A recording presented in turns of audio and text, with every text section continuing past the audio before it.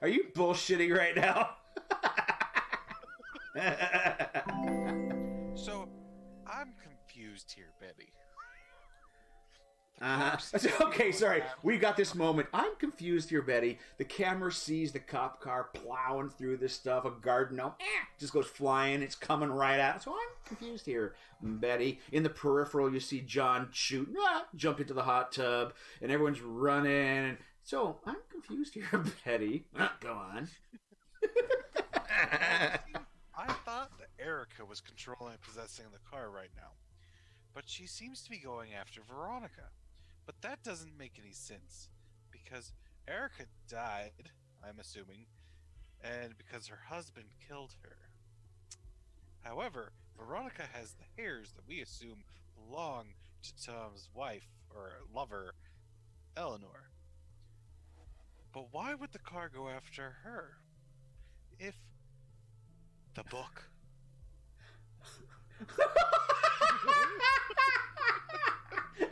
John, in the pool. Can someone be bound by a book? Oh, if you think about what the book is covered in, almost certainly. Maybe. I don't know. Wait, possessed car? Alright. So anything else you wish to do your action?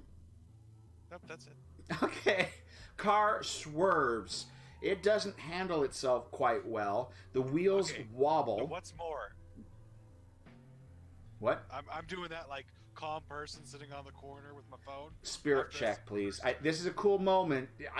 You need to pull off a spirit check on this one. Oh, all right. Yeah. You're like, you know, the car's partially because it's probably veering. As it veers, you notice the tires just don't handle well as it kind of goes in a little bit on the alignment, kind of goes bad on the one side as the car turns, and it's starting to do a bit of a roll as it's heading towards the pool area, as it seems to be accelerating fast to try and clear the pool. Veronica, you see it's definitely veered off course towards you, but that little roll that started, and some of that smoke starts coming up from the area where both, you know, Lugnut hit originally with a one shot, and the car continues its roll and flips on its side as it's going slightly airborne and smashes into the pool. This huge wave of water comes up.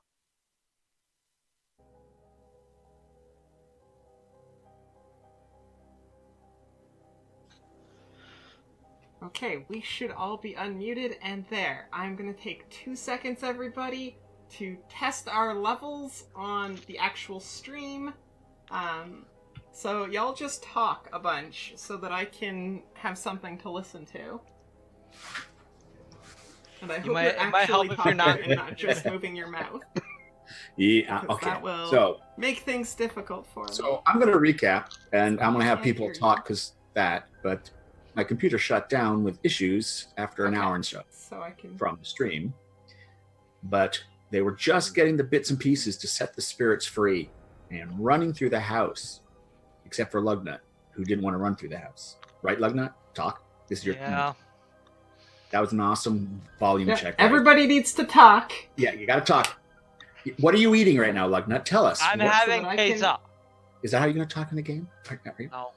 All right. I'm eating pizza. What's on the pizza? I think I've got it pretty good. 3 different types of meats. Pepperoni sausage and Canadian bacon. Anybody Canadian in chat, bacon. if you have problems with the audio, let me know. Rabbit, how about you? You want to talk? What pizza do you like? Oh, come on, Rabbit.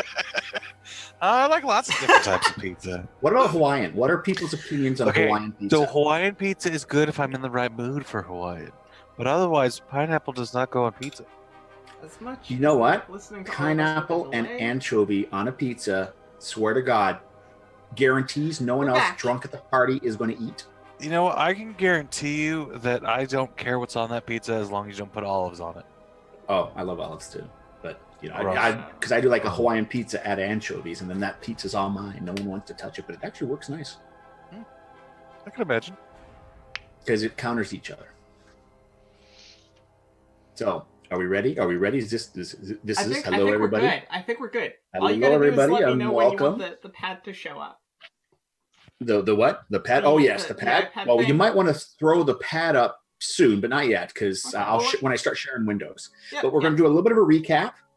This is Shadow Streets, based on an ancient, yes, role-playing game that I did with chat at first. Basically, people in chat were the stars, and if it wasn't just waiting for stream lag, it was not a bad thing. Sheila Bobby and a few others were the first explorers of this game, and then it expanded, and now we're back and we're using Savage Worlds and Fantasy Grounds as our main engines to continue the story arc. Some of the stuff is canon that happened in the previous couple of years, but we've now got a new group of people, and here we go. We have Veronica. All right, now there we go. Veronica Flynn, who is played by Elegant Syntax, who is hosting right now, which is, I'm still having issues with my computer, like I said, but now I'm finding people to host, and I might start doing this to continue my gaming. Well, until hopefully it gets fixed, of course. She is an investigator. All of these people, the Carson murders, which is the first case for them that's bringing them together, all of them had some sort of connection to this first case. And Veronica was the private investigator. The mechanic and driver was Dean Luxford, played by Lugnut. William Scott, as now kind of easily can be said, was the thief that was in the house. He plays video games. He plays video games. That's a video games. And that is William Scott. And then John Earp is our bodyguard, who basically is being shamed as well. The guy who was supposed to bodyguard got killed, and the way he was killed kind of made him go a little woo, you know. They didn't believe him back at the place that he worked for, and because he had failed such a high class client, he's kind of lost that. So hey, guess what? This job for Walker Investigations, which is known as Shadow Streets, they are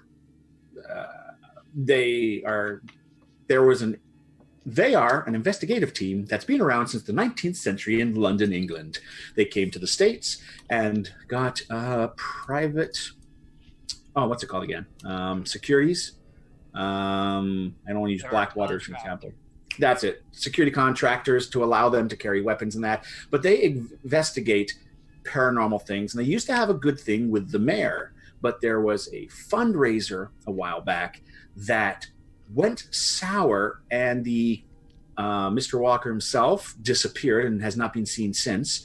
And a lot of the people were not killed, but the place blew up, and a lot of people don't remember what happened in the last few hours. And there was a big upscale fundraiser that something went terribly with. So even though before, if there's anything weird, the police department would normally call them in as advisors for things, the mayor got rid of that contract, and they're now kind of having to work on their own. Yet the newly assigned commissioner, Albrecht, knew how helpful they were in the past. So under the table, he's been asking them, and they did ask them about this project here.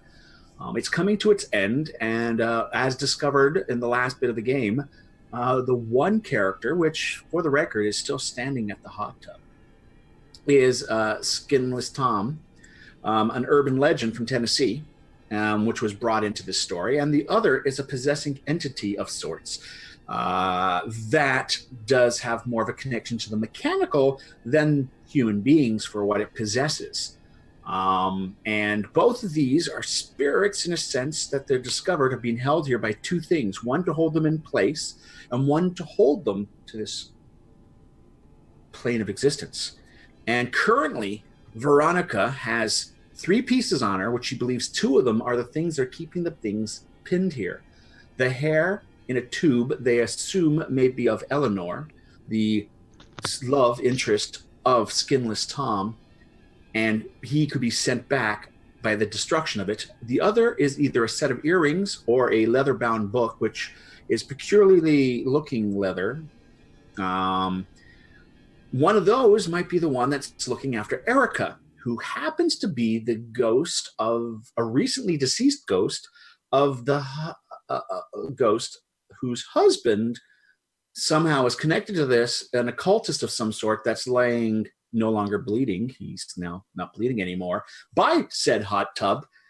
Like I said, in the earlier episodes we'll go. So at this point, Veronica ran from the hot tub. The Erica possessed a car and cop car and went after her and jumped into the pool, but didn't make it to the other end to try and get to her and just crashed in the pool. So she runs into the house. There were two bodies there, one skinned, which was probably Skinless Tom. That person had probably cheated because that was his main thing. Anyone that cheats or an adulterer, that's what he went after, as they discovered. The other person had several, it was a pincushion of knives, which was probably the handiwork of Erica. And she goes running in to try and get rid of that. The knives no longer in the body.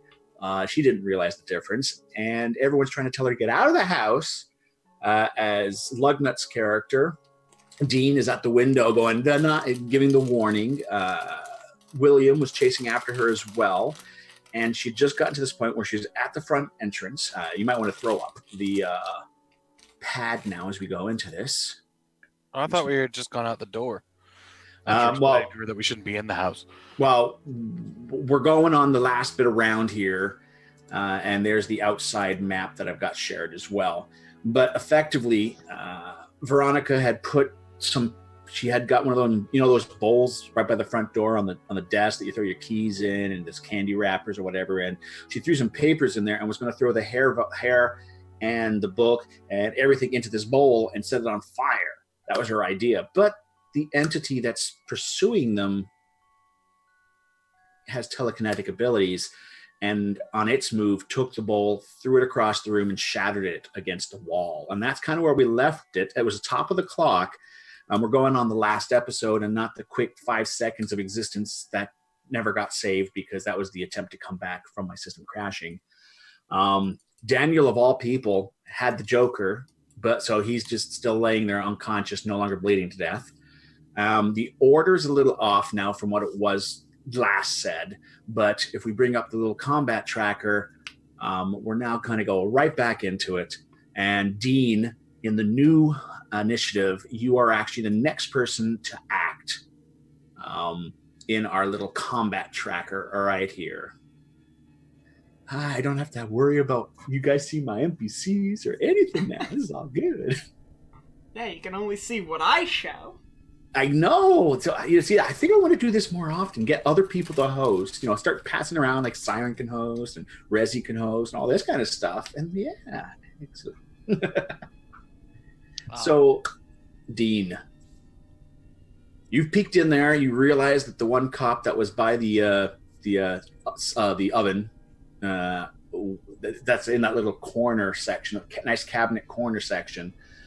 No longer contains all the cutlery. Pin cushion is no longer containing the pin. Though where the other cop body is, it's laying on the ground, skinned, right about where it says 14 for the area, 14 or whatever. 24, sorry, it says 24 or 14. The second number, 14. That's whereabouts the other cop body is lying, just by the door there, the skinned one. So what do you wish to do at this point? Thank you, Rabbit. I know it was Rabbit. Yes. It was. What? I'm going to start running around the house. Alrighty. You know what? I'm going to put Puma on this map. Because this map we can actually use for proper scaling. So that's whereabouts Puma is now. Just hooking around because he's missed the little glass thing. So you can use this map. If you do a regular move, you move your pace. But if you're going to do a run, then you can roll an extra die 6, and that's how many squares you can cover if you're doing a sprint.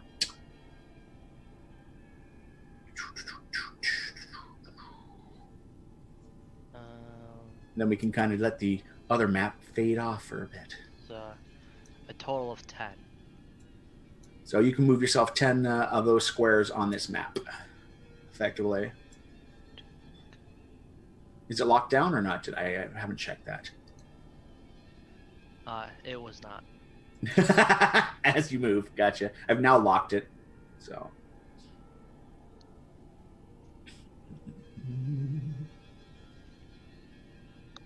I'd get about there.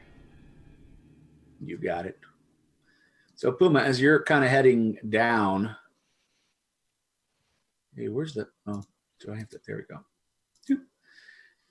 As you're heading down, oh wait, no. Next is William. So, bang, William. So all the stuff is on the floor. Yep. It skidded, like she's facing south and it went to the east. So it went to her left and smashed against the wall on the east side there.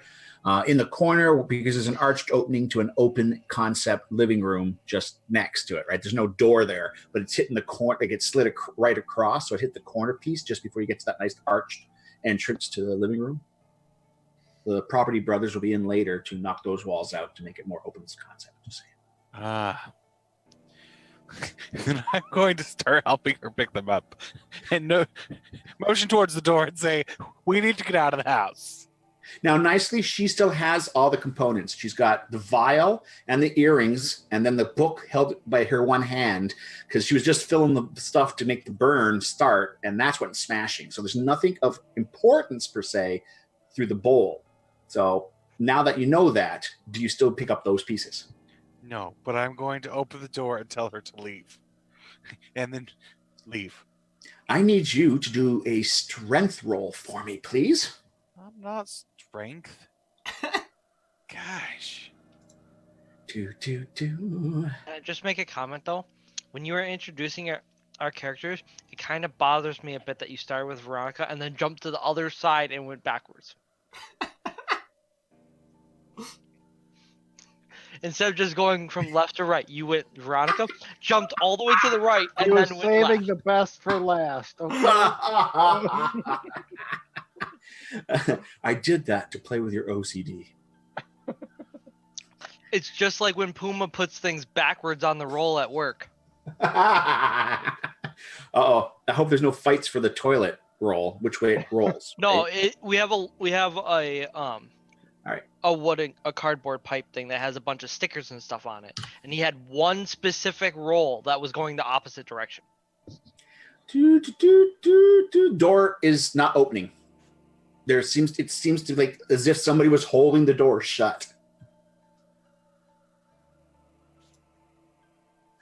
And I'll just move you down by the door.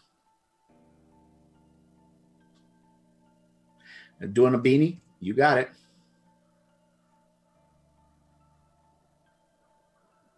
Five. Defender wins. Boop. Yep, door's open. You just got that. She's like, oh, no, you don't. And the door's now open. Alrighty. And you still probably have the rest of a move to go, so if you want. But you've got the door open. You can put your body weight there because there was a pressure, but it didn't feel a heavy pressure. So if you stood there, you probably stopped the door from slamming shut or something like that. I'm going to stand there until she leaves. You got it. So flip your card if you want because you still got the rest of your action. Flip your card. Wait, is there music going? I don't hear music. There is. Or did you get that working? Yep. Because she's got this great setup, Ellie does, where we can actually hear the music that you guys might hear in stream, but we don't. It's just really quiet right now. Okay. Yeah. Alrighty. So did you flip your card in the Ultimate video? That was my. Yes, you did. Good. So Veronica, he's got the door open for you. You saw him wrestling with the door handle a little bit. You still got these items on you, and you can't believe how adamant people are about you maybe wanting to leave. Yeah, I run out the door. I holding on to all the stuff, and I immediately try looking for some more flammable things. So you head out the door? Mm-hmm. Yep. Okay. All right. As you can, if you're not doing a full run, you can move your pace amount of square up to your pace amount of squares if you want. Which I think is 6. Second, I think my pace is 6 as well. Oh, this song got a lot louder. Yeah, I noticed that too. It's like, Just turn that down a smidge. Okay. It's not letting me. There we go. Pace 6. So 1. Diagonals are still 1, right? I think so. There is a button I can set that does the realistic diagonals, but I don't think I got that set. Okay. Now everybody can watch me struggle with this. Okay. 1, 2, 3, 4. What am I doing? It's not moving my character. Why is it drawing a line from my character? Oh, that's because it's locked. I agree. It lets you know the distance, and at the same time, it lets you, yes, you can. I'll go, yes, you can do that, All right. So, yep, you still have yours, William. Did you want to flip your card over and get back in there, or still stay where you are?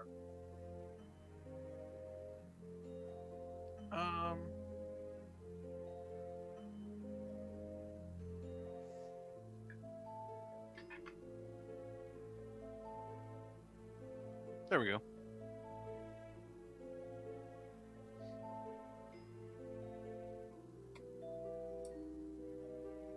All right.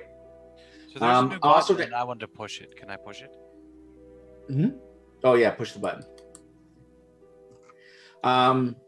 By the way, the garage, if Hollywood's taught you anything, garage has got full of burnable stuff. Okay. And that being said, as you're coming around to the front door, John. Okay.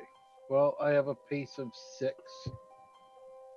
So, coming around the corner. Apparently, I've only got one square down below this thing, though, unfortunately. It's like, yeah, that's it. We're going to...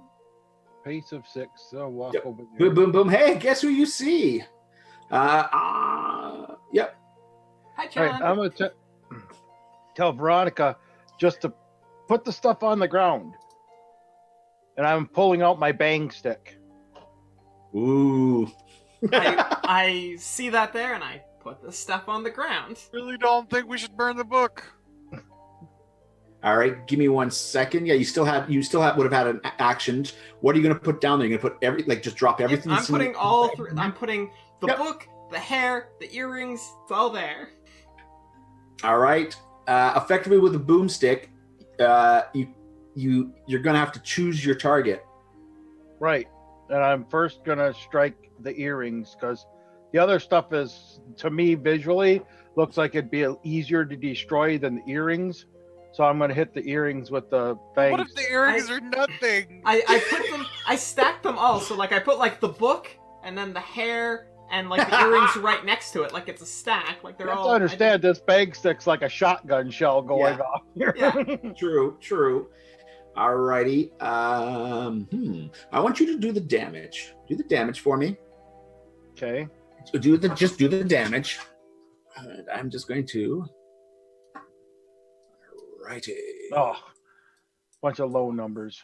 Yeah, alrighty. And I'm just going to say, I'm going to draw a card, and the card's going to be 8. Alrighty. Half is... All right. There's a sound. You hear the book. Everything's taking damage. The glass vial shatters. The pears... The little bound piece of hair, though, the shotgun blast seems to more shred and send it around than actually destroy. The earring, one earring, the gem, the gem set or whatever, has popped and the metal is really crumped. The other earring wasn't hit in the blast. The book has taken a big brunt of the damage, and it's actually gotten through whatever the leather. There's a kind of a sweet-esque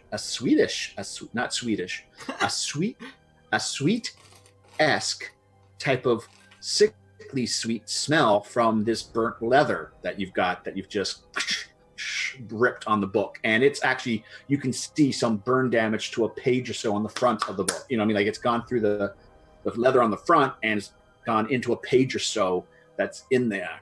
So effectively stuff's gone on. The hair is kind of spread around a bit. One earring is clearly damaged. The gem didn't. Like I said, the gem's being forced from its setting and damaged. The other earring seems to have taken no damage, and the book. So that's what has happened. And at this exact moment, there's no choir, there's no music. You don't know how successful that was, but you've definitely done damage to these items. That's it for me. Yep. Erica's turn.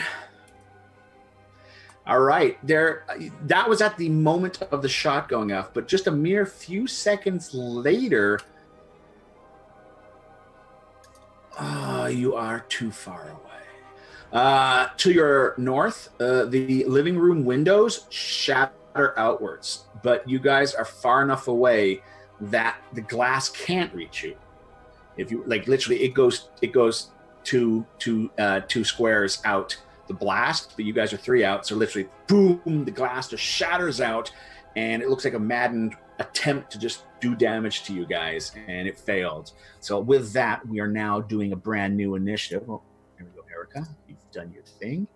And really, the guy that can't do anything is getting the highest initiative rolls. So we're also not changing our order. It's not. It would seem. So, well, stuff's going on with Daniel. At this point, he's kind of fully packed. That death moment, he's no longer bleeding. He's patched himself up. He's ordering pizza. He's got a Uber on the way. No, I'm kidding. All right, so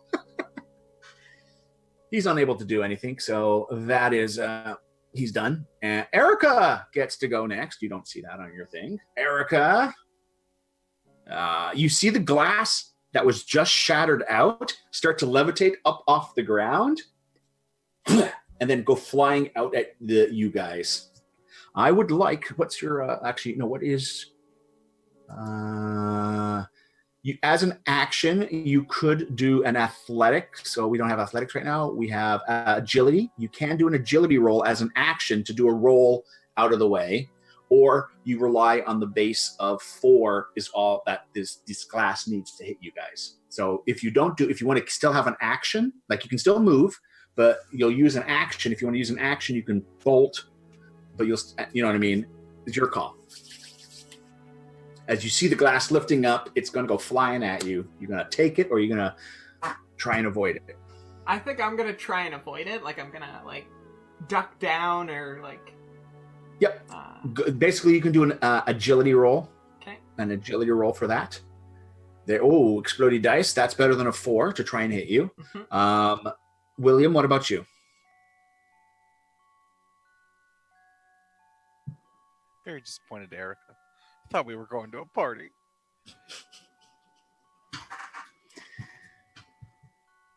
That doesn't really surprise me, actually. As the fat man cart rolls away.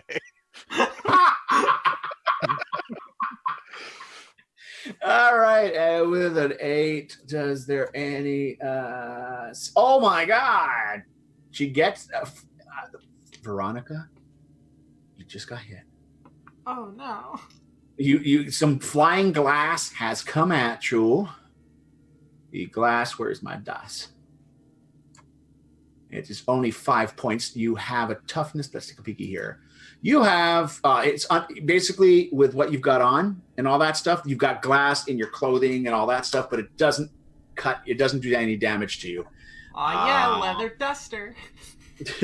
Leather duster holds some of the broken glass. So yeah, the fragments, it was just like a mad attempt to try and do something, it would seem. And that is that. Alrighty, next on our thingy. Dean, you heard the glass breaking. You heard the bang. Actually, you heard the shot. You heard the shell go. You heard the bang stick go off. Then you hear the shattering of glass. From your point of view, can you actually see down how open concept is that? Oh my God, it is a beautiful Property Brothers open. You can look right in and see the glass shattered. Oh no, you can't. You're in a different spot. Yeah, I totally lied to you. You don't see it. You just hear the shot go off, and you may have heard the glass, but you did definitely hear the bang stick go off. What do you wish to do, my friend?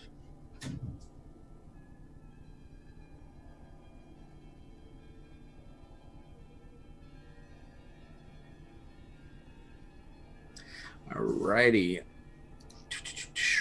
Asen, running, getting that way. Bang. Alrighty, so that's your full run, you guys. John, you are aware of Dean's now come running around that corner there. And then we go to Ninja Cartwheel. Movement's what you got left. At this point, you can be running off the map if that is your goal. Heading south. Or whatever direction you really want to go.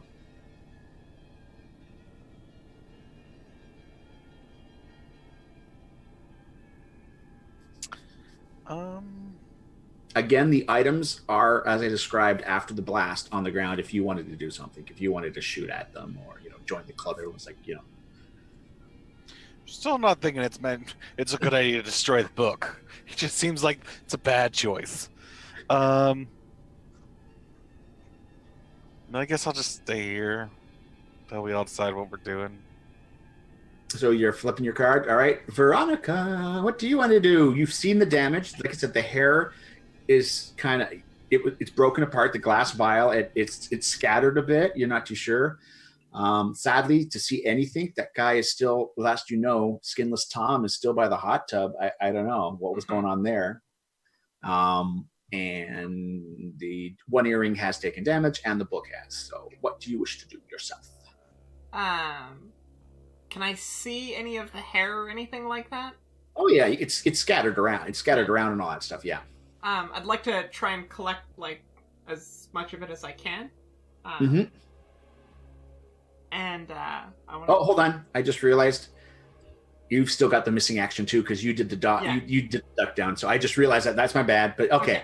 Well, that's what I want to do. So I'll do that later. Yeah. So you're not moving is the thing, and then John. Okay. Well, it takes an action to reload the bang stick. And if you wanted to reload and shoot, you could do so at a -2. Which, because you're probably got a bonus because it's just sitting right in front of you, you could kind of split your actions up and don't worry about the -2 because you'll probably get a +2 to bonus it. So you're just really rolling damage again. So in this case, you could do that if you wanted. But I got to be a little careful now because Veronica's bending over trying to pick up hairs and so using a shotgun shell isn't exactly the wisest decision. No. You'll have to excuse the cat walking around on the desk here. So what do inventory wise, I don't really have anything else I can do. You could foot stomp too. Well, heel grind. Pick up and bite with your teeth. I want to be able on what to. kind of boots you have on, boot stomping an earring is not always the most effective.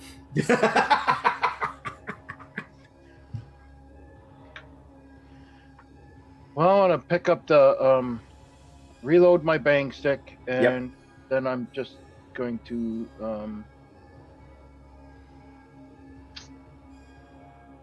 I want to pick up the book. Gotcha.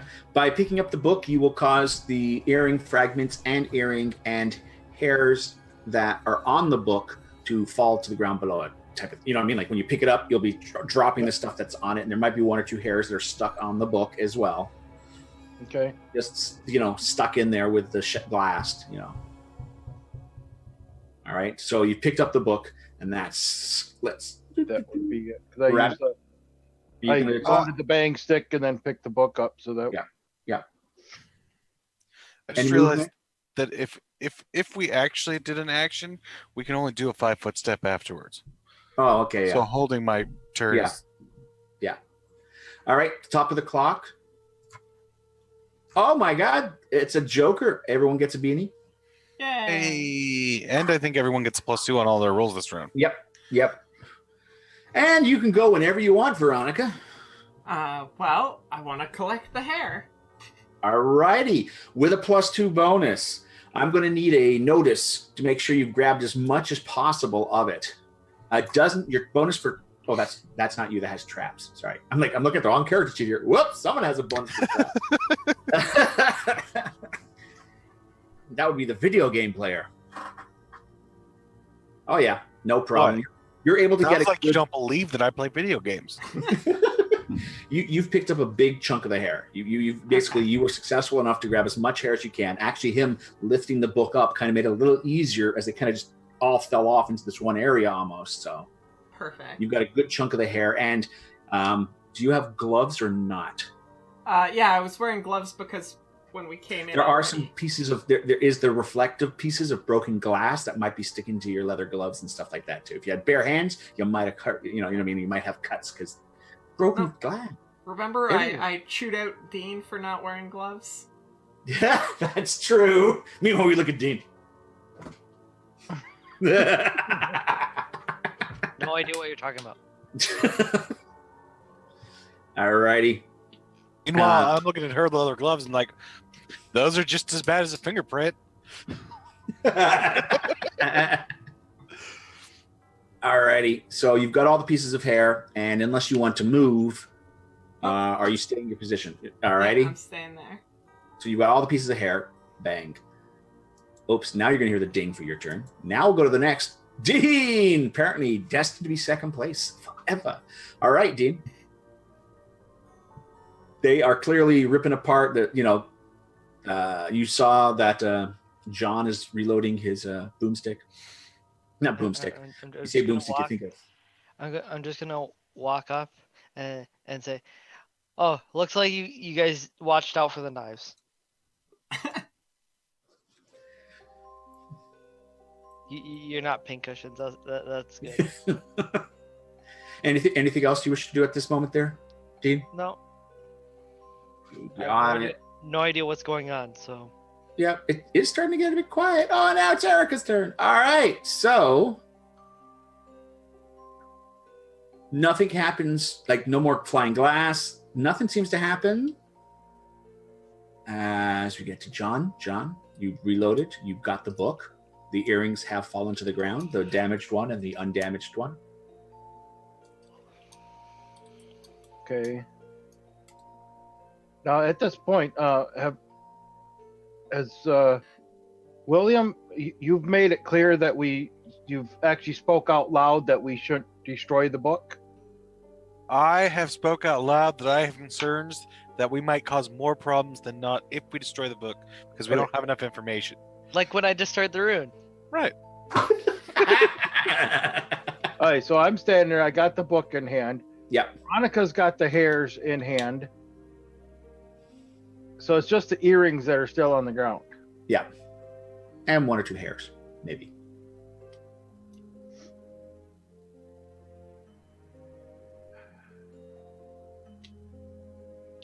And what I wouldn't do for some white phosphorus right about now.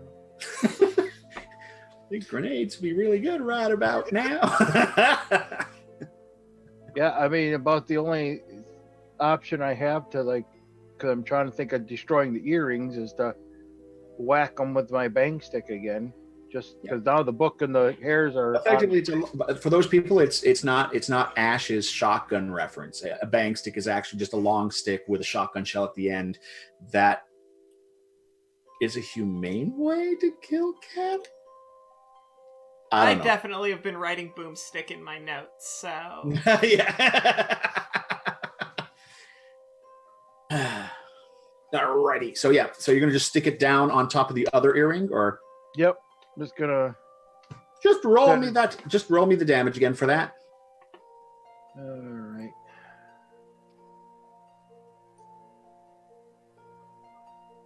Wow. All right, that goes off at the same time as that blast goes off. The camera is probably positioned south of you guys, looking at the house. As every window on the south side blows outwards. First floor, second floor, everything. Boom, boom, boom, boom, boom. All the glass explodes outwards. And then there's this cold chill and a weird sensation that just kind of flows over everyone. The fuck did you just do? Broke the binding. Now, Erica. I don't know what's been going on. Everywhere. You wanted to take her to a party. How you were going to do that if she was bound to the house? Technically, I think Rabbit may have destroyed the thing that held her to the house, and those earrings may have been the thing that let her Held you to this plane of existence. Excuse me, I was pawning the problem off on someone else. Pay attention. Don't look here. It's not about me. Alrighty. So, John, it looks like it was effective. As combat might start to fade down for some reason, but as we still finish this round, though, because poor Daniel's got he's the last guy to work today. Alrighty, and Wilhelm, Scoot, what do you wish to do, yeah? Are we still on the phone with Betty? Yeah, I've heard some gunshots, and Right. So we have this book. I'm not sure that destroying a book is a good idea. no, it never is, man. Unless you're into book burnings, that's really bad. Right, I'm not into book burnings. I No, find that to be a very Fascist. yes. So I figure we should burn the hair, destroy the earrings, or the earrings might already be destroyed. Pfft, those were worth some money. And then after we do that, we should bring the book back to you. Thoughts? Is that it? Case solved? Did we do it? The spirit's gone? The thing that was killing all those people's gone? I think it might be gone after we burn the hair. Hair. Oh, wait. Hold on. Flip. That you think that hair is Eleanor's hair? I mean, it's a possibility. Otherwise, it's this book. But I don't think we should destroy the book, which is why I thought we should bring the book to you. Yeah, no problem. I got that book plate, right beside me. She's hold on. I got to change cigarettes.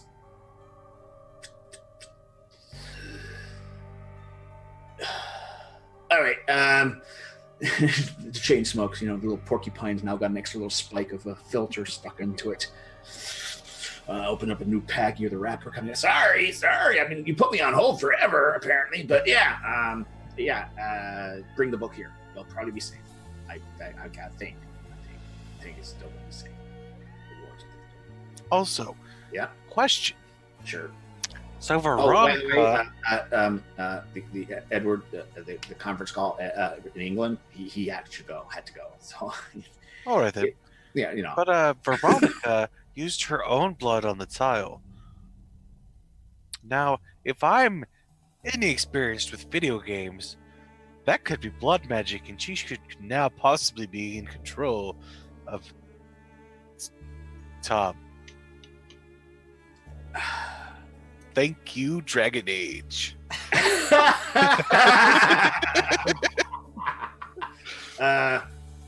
Don't think we can cover him under our dental plan, though. Right. But I'm just implying that if he's attached to the book, as long as she's in charge, it should be fine. If that's how it works. I suppose, but yeah, I'm a little confused here. So you banished something, but you did. Oh, that's right. You said there was two spirits. I got this. Betty kind of starts connecting here. She's heard all the rambling. She's a little confused. Some more gunshots. Since your pulse rate and the way you're talking seems to be, I take it you seem to be more in the clear right now. I just didn't see any reason to panic the whole night. Except for when, Veronica decided to run into the house for no reason other than trying to become a pincushion. I wanted otherwise, I'm fine. Bowl or something. I wanted to light things on fire. I'm on the phone, excuse me. At this point, you just notice that at the far end of the laneway, cop cars just turned in to start driving up this laneway. Fun fact, the cops are coming. Is there any type of damage control that I should be aware of? At this point, the camera pans past you guys with the shattered windows and the two dead cops in the back there. No, the windows. And the police car that's in the pool. There are two dead bodies who are police officers, and there's a police car in the pool. Did you do it? No. I got a question. Look, Betty, I'm a thief. What is it with people thinking I'm an assassin? Let's start- Seriously. How does Dean's really nice car look right now? He That he doesn't- had in the garage still? That I was told to leave there because stealing from a crime scene is a bad idea.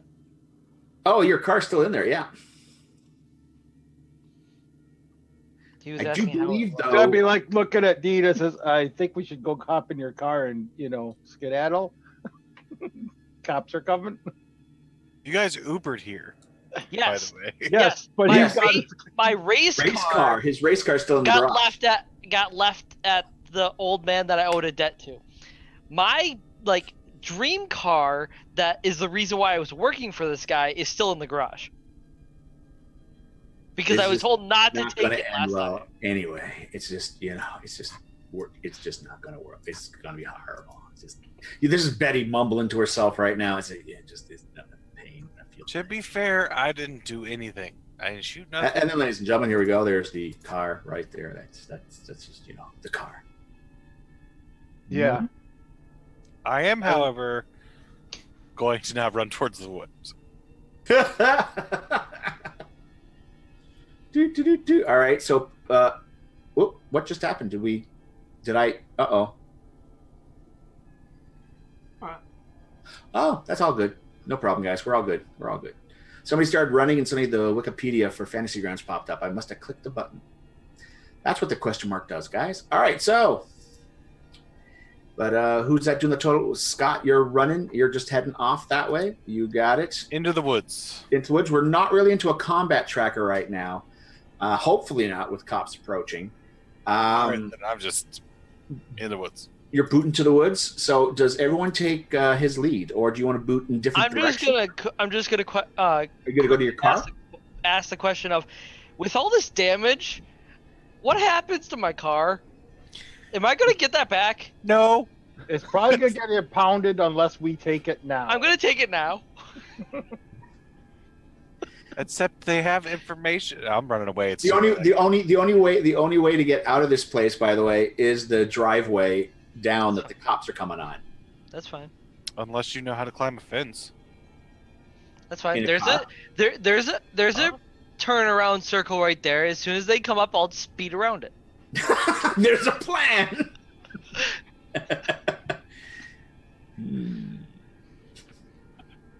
You could totally drive that sports car on the grass, right? You see this cool car going, and then you see this little 2-inch bump in the road. The entire chassis bump, scrape, suspension. No, okay. And then it hits a pothole. And then the wheels just start spinning because it's too high off the ground. A little gopher kind of sticks its head up and whoop, it's just enough for the wheel to get some traction. Whoop, and it's gone. All right. Well, it doesn't look like an early spring this year, guys.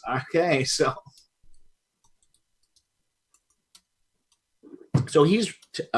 William has gone running to the woods to the west.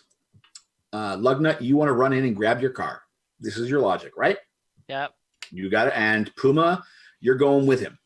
Yep. So that leaves Veronica a choice. Run to the wood, or greet the cops, or join with them and get shoved into the back space that has no rear seat. No, this one has a rear seat. The Oh, it other one does? was a racing car, hence the NOS. That's No. The NSX has no back seat. It does. I was about to say it doesn't. No. The NSX Oh. is a 2-seater. Yeah. Oh, There's that's no unfortunate. back space for her to sit in.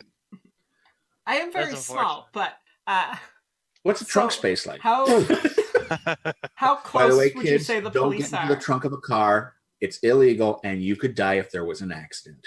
This has been a public service announcement. How close are the police? Oh, they've just turned in at the bottom, so they're doing a cautious pull up. Okay. Probably they've lost communication with the cops that are supposed to be on duty, so this was the closest car to go check out what's going on. Mhm. Because it's not any of their scheduled reliefs or anything like that. Like, because you guys It's just actually, one lone car, right? yeah, it's just a car, just one long car coming up. So So it's not like it's an emergency. yeah. And how far away would the woods be from us? About Well, you guys could easily sprint there before the cop car gets halfway up this laneway. But sprinting there on its own, they might notice someone sprinting to the wood line. If you try to do stealthy stuffs, then you might be able to. And that's you've already got it done. You're good. You're good, Well, William. I was thinking about. Hey. I was thinking about running around towards the back of the house again, sort of. Yep. This Which way? direction? Oh, which way? No, I'm looking at I got the wrong window open, don't I? I don't know. I don't think I can move Oh, I that can way. see it. I but- can see it on the screen. Okay. Oh, you know what I mean? Like you're going around that side of the house, basically Yeah. the west side of the house. I've gotten back to the awesome Corel This one? draw almost house. Yeah. Yep, that one. That's where I got to see it. All right. But this, again, the scale is not really proper at this point. But I'll throw you back on there. So you're trying to go, I'm going to put you like on that side, right? You're going that way across? Yep, that's kind of where I'm heading. You got it. Did you want to use a stealth roll to try and use the house and the stuff that's at the side and the little hedgerow and all that kind of stuff as cover? Is stealth a skill? Because if it is, I don't have it. Yeah, then you're going to do untrained. It's like... I mean, may as well try and be as stealthy as I can. Doing okay. Joker bonus. Wait. Yeah. Hey, your Joker bonus helped out there. That it did. Alrighty. Hey, it's kind of cool that it paid attention that he had just ran, and then when he did stealth, they put the penalty for him running into the stealth. That was kind of cool, actually. All right, so we're out of that combat there. Let's just go back to Dean. You're at your car. Keys? Where do you keep your keys for this baby? I mean, I'd assume that I left them in the car where they were last time when I tried to take them. Or when I tried to take the car. So you left the keys inside the car. Yes. It's a murder scene. Who's gonna come steal my car? You know what that car would do, right? If the keys were inside? Hmm? The keys are going to automatically lock inside the car. I was about to say, how are you going to get into your car? Oh, what if I had the number pad thing to get in to unlock it? You would put that on an NSX. I mean, Judgment. I can't see. Like, it's not. I'm the buttonless one. How about this? You spend a beanie and you can change the environment a little bit for this story. You spend a beanie and you always had a backup set of keys in case something bad happened in this garage. Sound good? Sure. Yep. So basically you're now going to grab the backup. Like I said, you can do that to make some changes in that. So yeah, spend the beanie and you might have had a backup because this is your car. And in case something, he took those keys from you had a backup set, right? So you're grabbing those backups. John, the car's, pardon? Not letting me do anything with the beanies. Okay, so here's what you have to do now with the beanies. You have to pick them up and drop them into the chat. Really? Wow, that's different.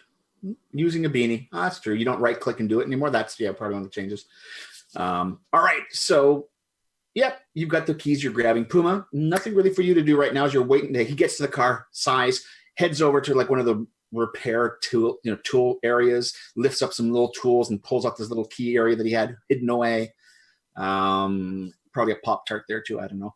But so there's nothing to go on. The cops still casually coming up. During that time, because John is who John is, he's Yeah. pulling out a little rag and he's cleaning off his gun and stuff. I mean, Just casually going there. And Yeah, it's a toaster it's just- strudel, not a Pop Tart. Oh, toaster strudel. Oh, with a separate icing packet. Mm-hmm. Do you actually use it, or do you just like rip the end off the icing packet and just go Eat the like, icing. yeah, on its own while you're waiting for the strudel? Yeah. Anyways, everyone, this moment's been brought to you by. All right. That's Meanwhile- blasphemy, I'll have you know. You need to take the icing and make perfect little waves all the way around. see, And if it and breaks, this is why you have I to eat start Pop-Tart. over. Because this is way too complicated. And don't you hate it if you're doing that back and forth and then it breaks Yeah, as no, you're you have doing to start over. You throw the whole thing out and you make a new toaster. Okay, so Veronica, first off, William, you're in the tree line. This is all good. You're like, you're all good. You're gone. I'm hanging out by the end of the tree line because I'm concerned it might be the commissioner. Got ya. Oh, if it's I not got the you. commissioner. So if You're it's the commissioner, I'm going to go back. Yeah, But if it's not the commissioner, I'm leaving. you got it. And Veronica, you're unopposed as you get around to the area where you see like the cops, the butt end of the cop car sticking out of the pool, and that one great Greek statue that's there took some damage, or the arm is broken off. It just had to have that happen, and a couple of columns that are shattered, and some of the water that was sprinkling out of one of the little cherub kids pissing is damaged, so it's kind of just spraying at a wrong angle. And you got good old skinless Tom still just standing there looking over top of that guy you attacked. Daniel, that's it, yeah. Who monologues. By the way, in the superhero one of the hindrances you can take for your character is monologuing.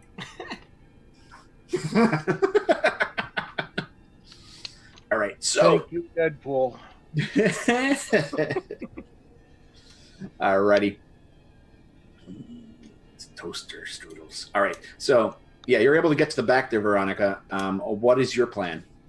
So Skinless Tom is still there. Yep.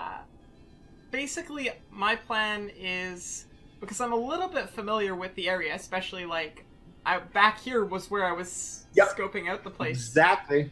You actually know where the spot to park a car and all that. Now, for the record, there is you have Betty's car parked east of the main entrance, if I remember. If I recall correctly, now I know Veronica doesn't know this, but if I recall correctly, it's a bloody mess. Yeah, Betty's car. It's every episode, it's something. Yeah. Question. Where is Veronica's car for when she was first came out to scout this place? It's in the shop. Or it broke on my escape when I was escaping, and I can't exactly afford to fix it yet. What kind of car you got? Oh, like a really crappy Civic. I'm not helping you fix that then. Ouch.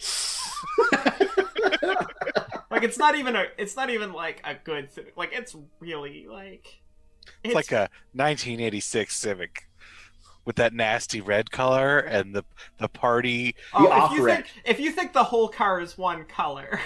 And that party fabric that they used to have on cars. Oh God. Sprinkles. Yep. So you're effectively around the back of the house. I'm gonna light the hair on fire if I can. Just right in my hand. For a moment there, I'm like, oh, not your hair. I'm like, well, she lost it, ladies and gentlemen. There was no sanity roll whatsoever. She just decided to Britney Spears back out here. So, alrighty. So you're just burning the hair with the lighter? Just with the lighter.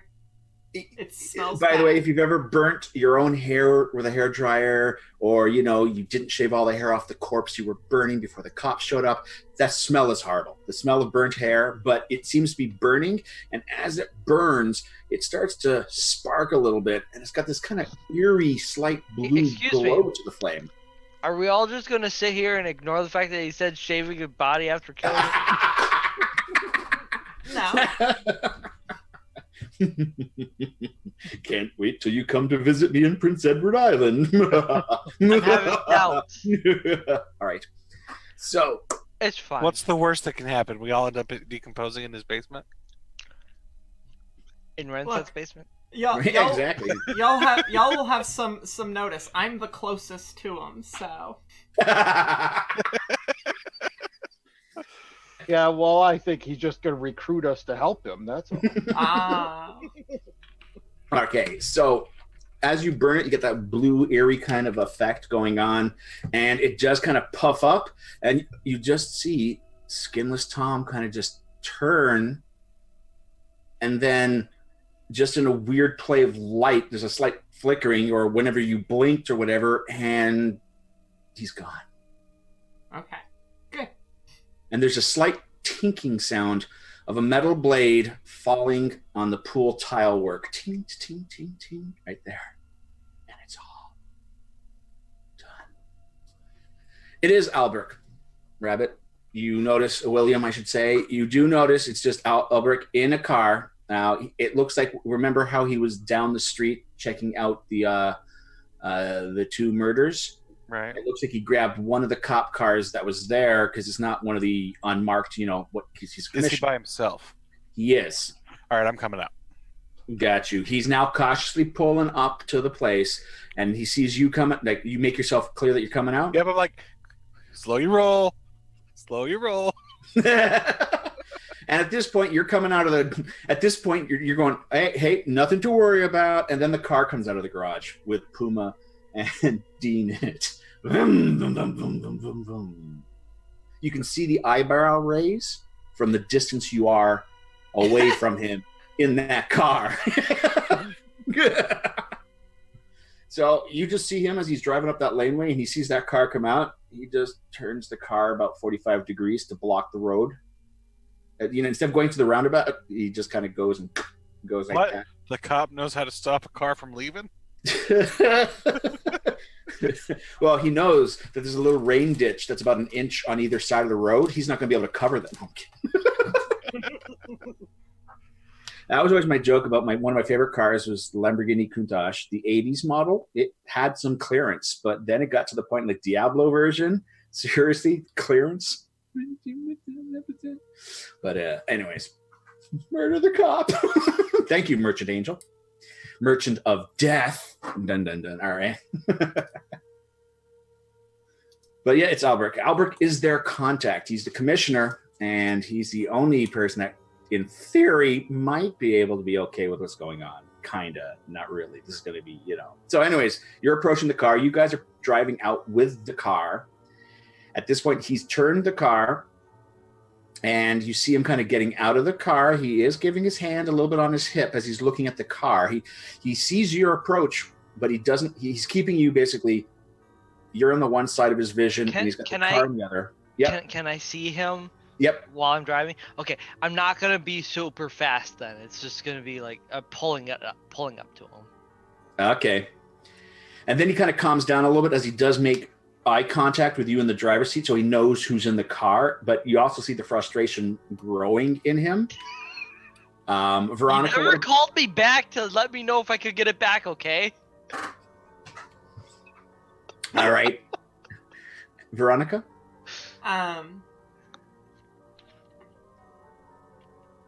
Well, I'm in the back. Buddy's gone. I'm gonna go check on Daniel. Okay. Daniel, he seems to be out cold, but he still has a pulse. He doesn't seem to be bleeding out or anything like that, but he's out. He needs medical attention still, but he seems to stabilized back here. And if anything, he's the only guy that could probably do some explaining around here. But yeah. But he's unconscious. Mm-hmm. I think some gunshots, knuckle dusters, and all that kind of was responsible. Just gonna put it out there. That was a very painful stream, as he monologued. But nice. All right. So yeah, other than that, you're checking on him and that's it. So yeah, I mostly just being like, okay, good, he's still here. We still have the bad guy. Scary guy's gone. Veronica doesn't really know much about Erica, but figured that was all Tom, really. But Tom is gone. So once I get to the cop, mm-hmm. you're like, all right. So, do you want the real story, or do you want us to glaze over the details? First off, his concern is for his two officers that he lost contact with. I don't have good news for you, but I didn't do it. He does, at this point, there's there is kind of like, this is just in general, he doesn't no person likes losing people. So he's got that moment where he's kind of clutching the door of the car and a bit of anger is frustrating. Tell me you've got the son of a bitch responsible for this shit. Yes. All right. You did check. unconscious At this point, he's pausing. Where, like, did you check the bodies? Are you sure they're dead? Like, he doesn't know. No, but I'm fairly certain. One was skinned. Maybe we didn't have to do that just yet. At that point, okay. Why are you guys in that car? You never called to see if I would have it back, and at this point in the mess, I wasn't sure I was going to get it back. The mess looks back to you, William. Do you not see the house? He does see a lot of damage to the house. He is looking at it because it was windows. He's now looking. He realizes all the windows are blown out. He says, "Was there some?" You know, I told you I'm not sure why I'm here, right? He just plays video games. I really just play video games. They said I should come along. So I've seen some shit, man. Seen some shit. Okay, man. Scary All right. If you need, I can give you a ride back to your mom's. I'd like that very much, please. As for Lugnut, he looks at you.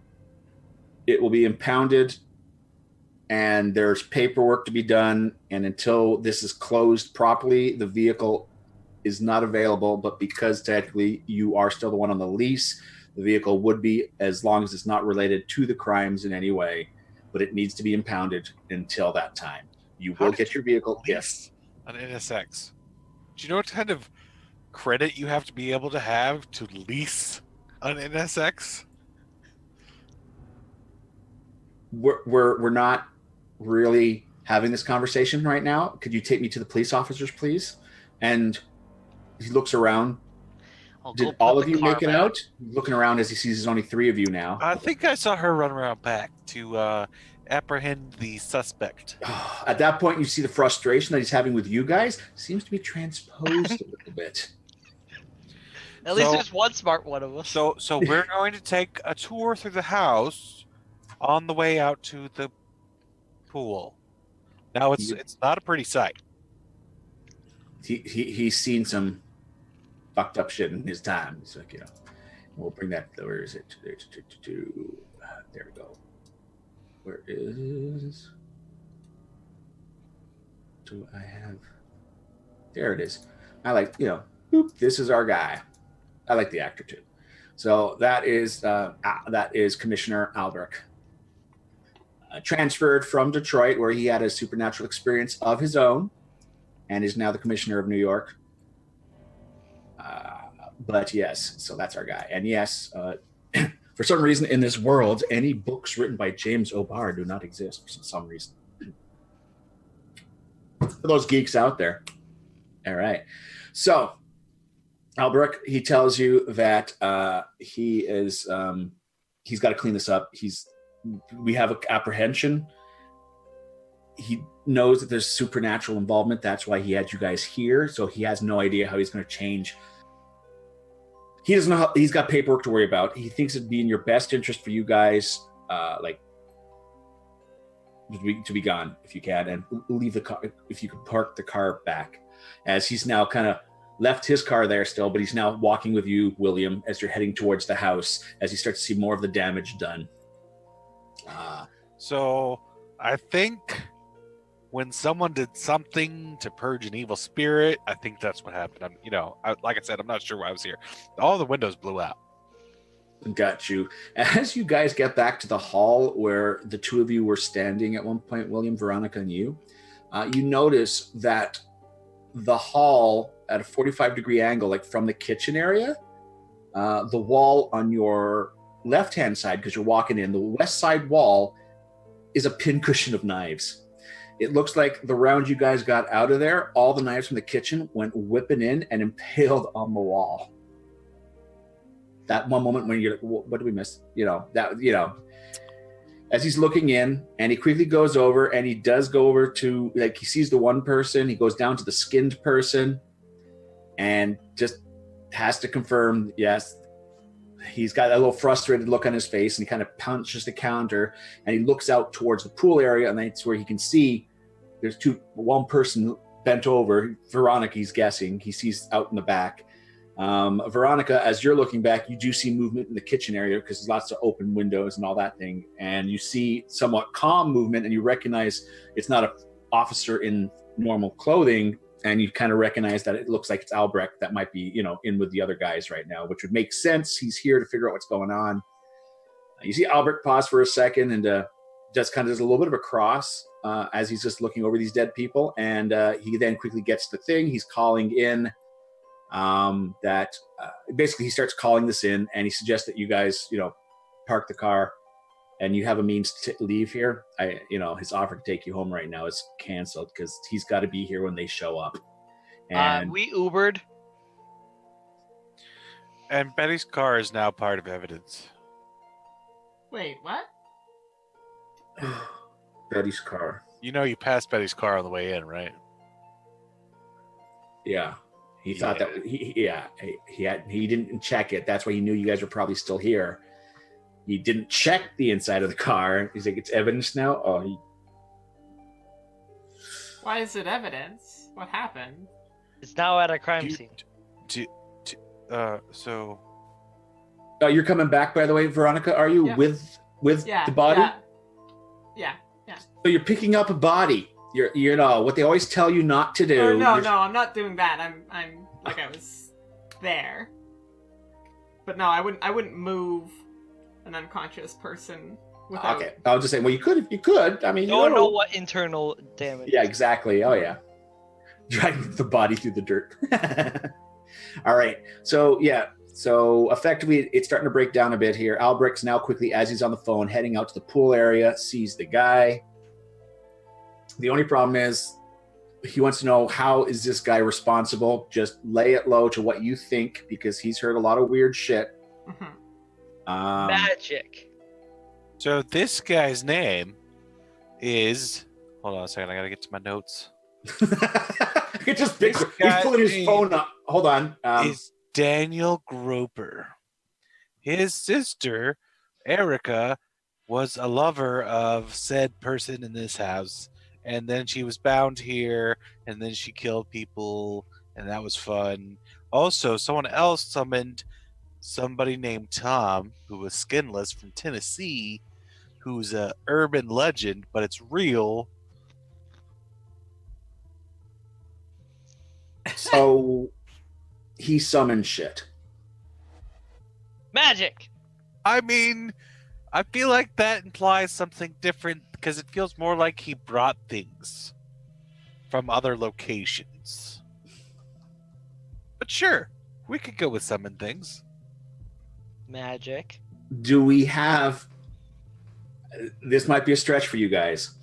Do we have actually any crime we can arrest him for? He did threaten Veronica's life. We have witnesses for this? All right, good. Because he actually needs a legit reason to hold him. Okay? Unfortunately, he can't read the guy his rights and tell him. So do I have my recording? Like, did I manage to get any... Did I manage, when I was talking to him, did I manage to get any of the recording with my tape recorder in my pocket? All on your phone. Yep. Oh yeah, you got it. When it was now walking. Yep. So that could However, be. that's not admissible in court. It's my cassette recorder. It's not my phone. Yeah. That. But you got it. He did admit to killing at least one person. Yep. So, all right. Well, that's good. But he's still gonna have to work with all this. If you guys have if you said you don't, you Uber, just the cars. Why is the car a crime scene? Now Albrecht's looking over to you. Okay, so I'm not entirely sure, but we came with this dude, and I haven't seen him in a few hours. This is the best part. The thief's going to end up being the face person, I think. No, and not the best one. Sorry. No, how do you know that the car is a crime scene? You were with me. We left him there alive. Right, because I'm assuming. Oh, okay. We haven't seen the guy. Oh wait, no, sorry. I just realized it. I think Sean. No one's seen the body. John and them have, but I'm assuming that we haven't seen him in a few hours. So actually, John or Dean, either one of you, I just realized as we're kind of thinking about the last few episodes back, you guys did come across the house and car and found the body in there. So you can confirm, because technically, I just realized William is speaking out of character. I've just made an assumption. Yeah, he's made an assumption. So John or Dean, either one of you guys can confirm this assumption, and then Oh yes. it's a body. All right, damn it. Of course, in the also like meantime, that because now they're going to act because they are familiar with Betty's car, and now they're going to wonder why Betty's car is here, because the organization used to work with the police force, and technically this is supposed to be under the radar because you're not allowed to. The mayor has not approved the securities firm to be a what's the term when the police have a consultant. Yeah, you're not official consultants with us, so. This is going to be a lot of stuff. Vigilantes! Dude, all I know is that this dude kidnaps me. Which guy kidnapped you? This guy who's laying unconscious on the ground. All right. That's why I'm here. Are you trying to make a story now? all this time, John's just leaning up against the wall, twirling his guns, and Or at least that's what could have happened if you need a reason for me to be here. No, he's not going. Like, I wanted my car back. Okay, car's parked. You parked the car back. Is that correct? All right, Yep. good. Guys. I need. I'm you keeping to a set of keys. The hidden set. They wanted to found. Yep, got it. You got it.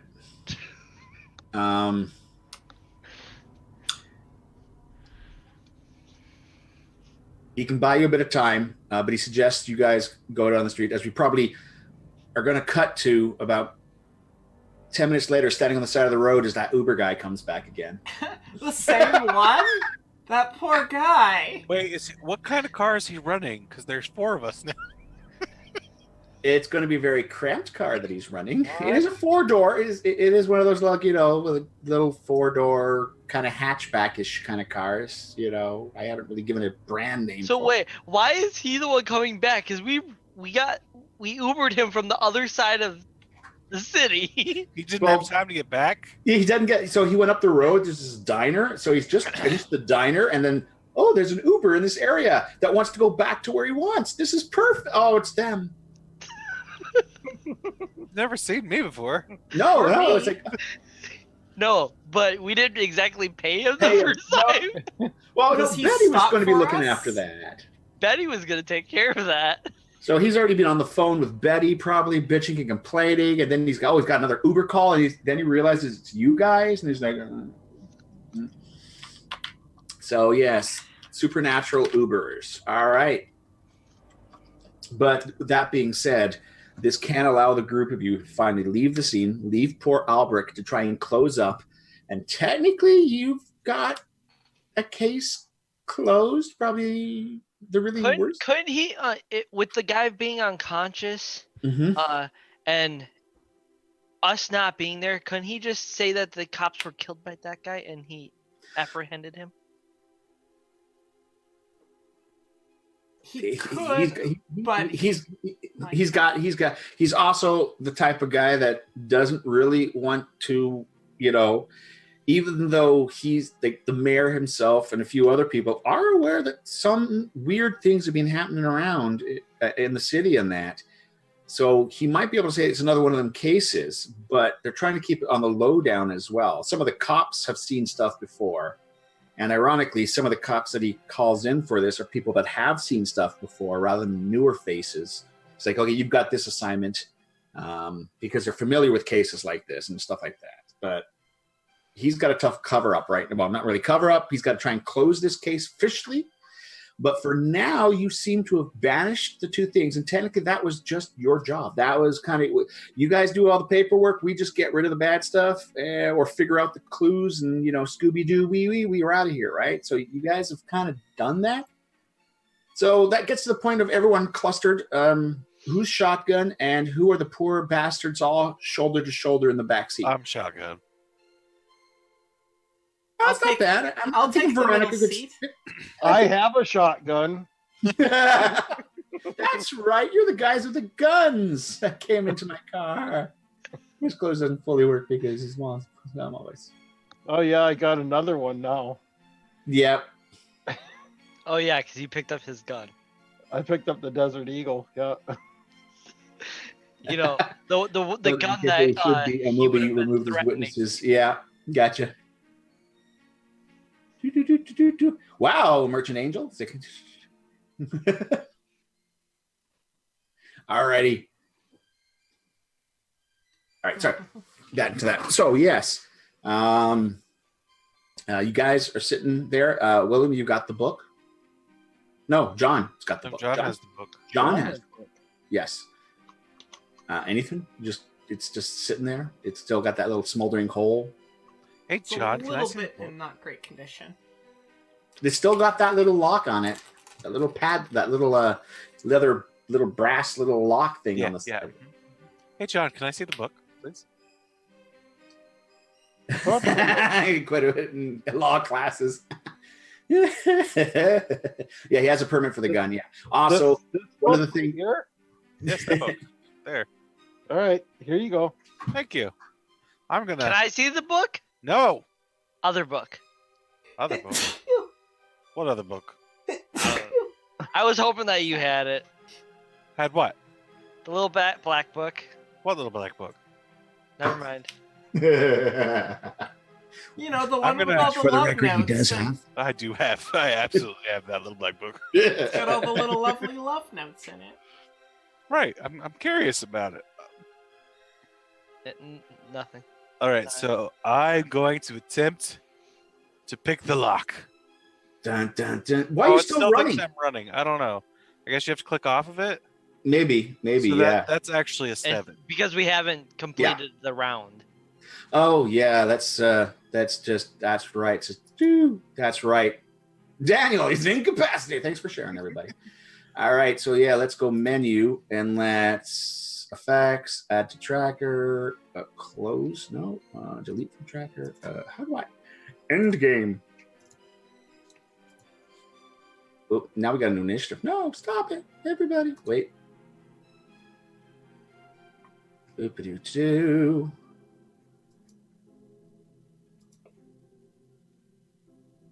All right, add to tracker. I think it's just delete from tracker, delete PCs, delete NPCs, and bang. No, that's just a new round. All right, so yeah, hopefully we'll just close that now. You should not be running. There's a run button I noticed down below. Yeah, I clicked off of it. Okay, that could have been it too. Okie dokie. So you've heard it choose. Great. I assume I've heard. Here's correct, but more. Next thing is there a part of the case? Your stories. Yep, so likely. Yep. and that's where we get some of the supernatural, paranormal, and TV-based law, sadly. This is a great thing on YouTube. That I watched this one guy. He's a medical doctor, and he watches things like House and the Practice and all that stuff, and gets his opinion of how that really is. But yeah, then those are cool. As soon as you said medical doctor, I just had X-File flashbacks. Oh, and if you haven't been watching it, guys, on Netflix, or no, is it Netflix? No, it's not Netflix. History, Blue Book is actually kind of good. I really like it. It's an X-Files like series that it's been missing for a while, that kind of feel. It's not really truly the things that happened in the Blue Book, but it's based on events, but it's kind of good. Judge, sir, he tried to summon Satan, please. All right, so yes, so you've got the book, and at 7 you're able to pay with the little lock. You did prick your finger though, and it's now got a little pool of blood on your thumb when you pricked the lock, and it's now open. That troubles me a little bit. Oh well. Oh well. It seems to be some sort of mix of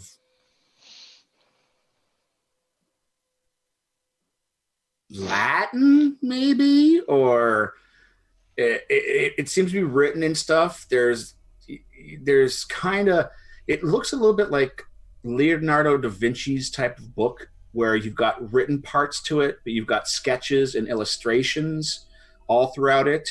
The paper itself doesn't look like your, regular acid pressed paper that you have. It actually has a kind of a thicker feel to it, and almost when you touch the paper itself almost has a bit of a ridge or something within it. It's like almost like it's a material, a felt. It's almost like it's not a proper paper. It feels like it's almost got like a material in it, like a dollar bill has or something like that. That's how the paper pages feel.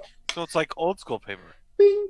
And there is a whole bunch of writings in it, and it's not really Latin that much because I don't think anyone has Latin or took that course or whatever, but it does have a really weird looking thing to it.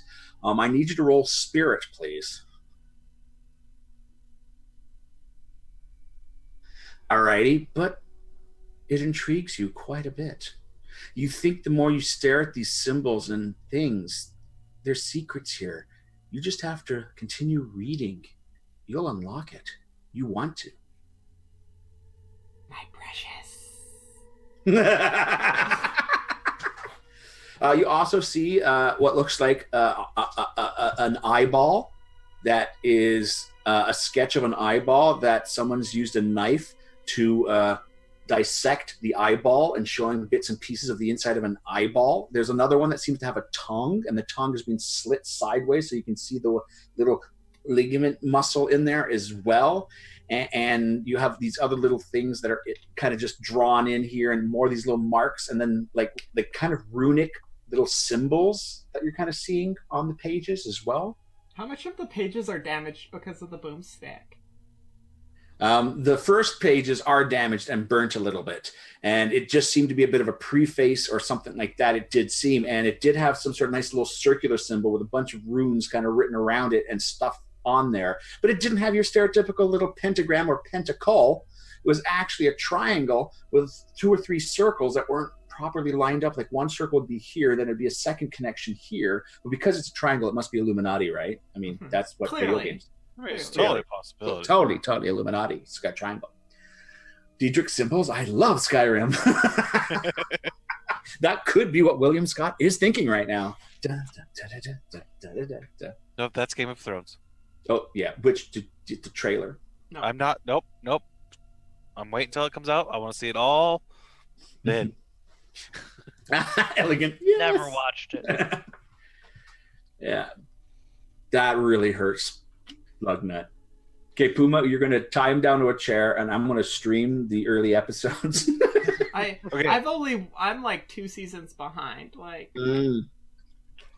Which is kind of good because there's such a delay. I watched it right to the point, and then I have to wait. For you can actually watch a bunch of fresh stuff and then see it. That, if I get around to it.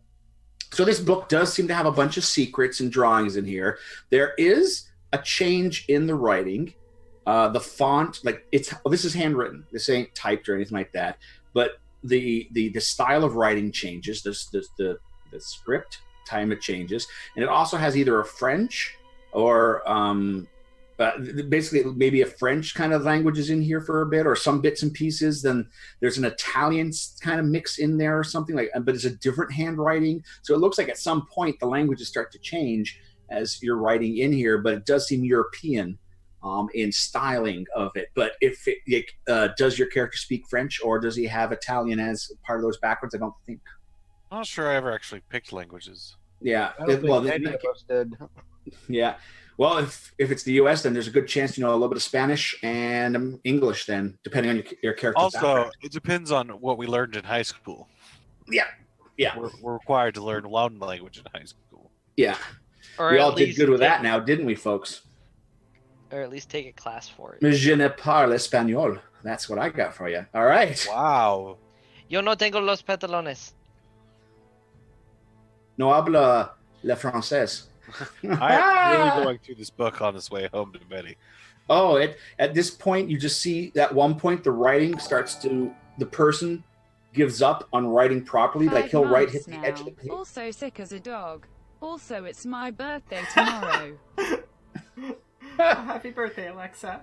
Alexa, I hope you feel better. I hope you feel better. It's not my channel, but hey, I want to jump in there. Hope you feel better. Happy birthday tomorrow. Alrighty, so. But yeah, the writing hits the edge of the page, and then the person basically turned the book to continue writing, and then rotated the book when he got to the bottom, and it starts to write in on itself.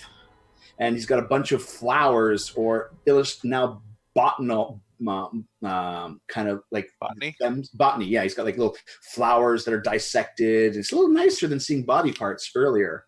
And you're continuing to read the book. The Uber guy's just quiet. He looks over his shoulder. That just looks like the Necronomicon that he saw in, Ash versus the Evil Dead. That's in his opinion. Because, of course, the shotgun blast, if you remember what that book looked like in the series. That's exactly what this is. It's a collector's item. It's a collector's item from the series. Oh, he still kind of looks over his shoulders. He sees the guy with the shotgun still sitting in the back with the shotgun. It's like, that's all right. He's just... But he likes the fact he's taking you back to Betty's place because Betty's got some explaining to do on getting paid for the previous ride, and he knows she's going to have to pay for this ride. So that's why he's off. So I need you to tell me how much this ride costs, how much the ride before cost, and then I would need a receipt for both. He does have a receipt. He does keep receipts. He doesn't have a receipt for the first one because he never turned on the thing. He never started the... At this point, you see him quickly look over, and he sighs because it was turned on this time. So it sounds to me like the first trip was just a free ride. That's what we said. Or I said. Tell him to sex up Betty. Oh, the Merchant Angel. For that, let's show a picture of Betty. Yep.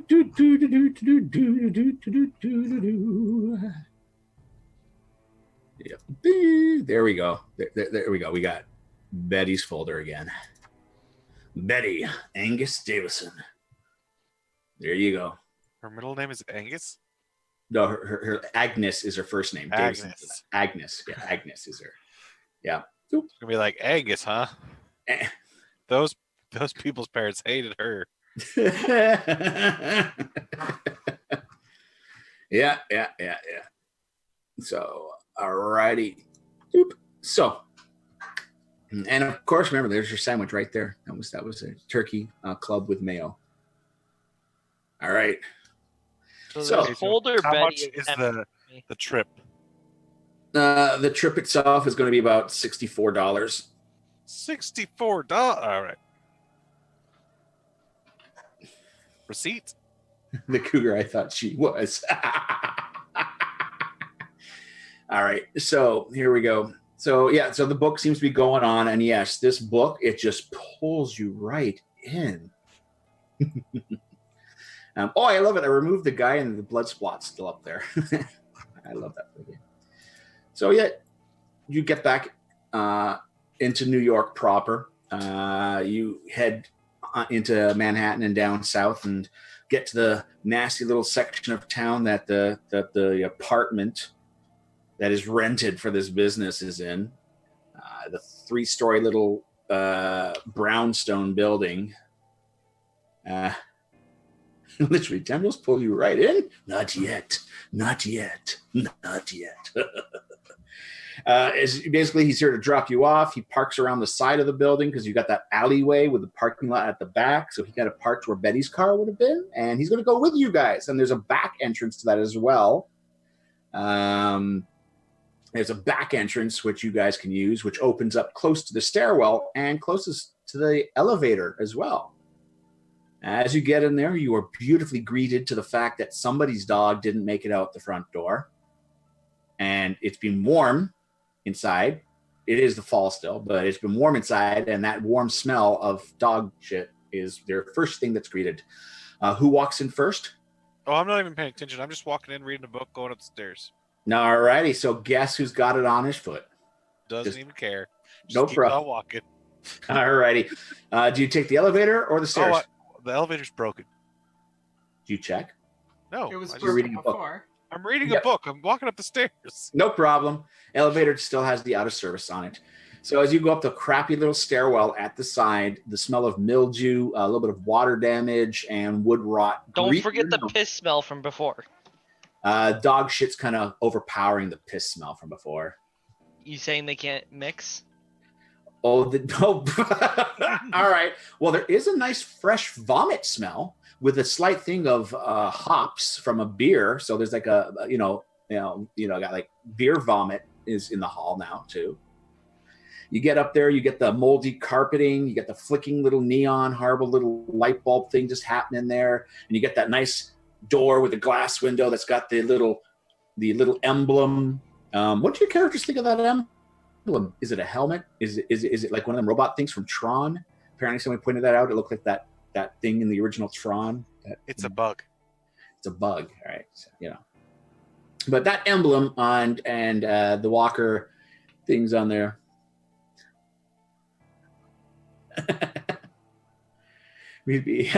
So you get to the office, you open the office and are greeted by the foot thick layer of bluish white cigarette smoke, ceiling fan doing its best to try and do something with it.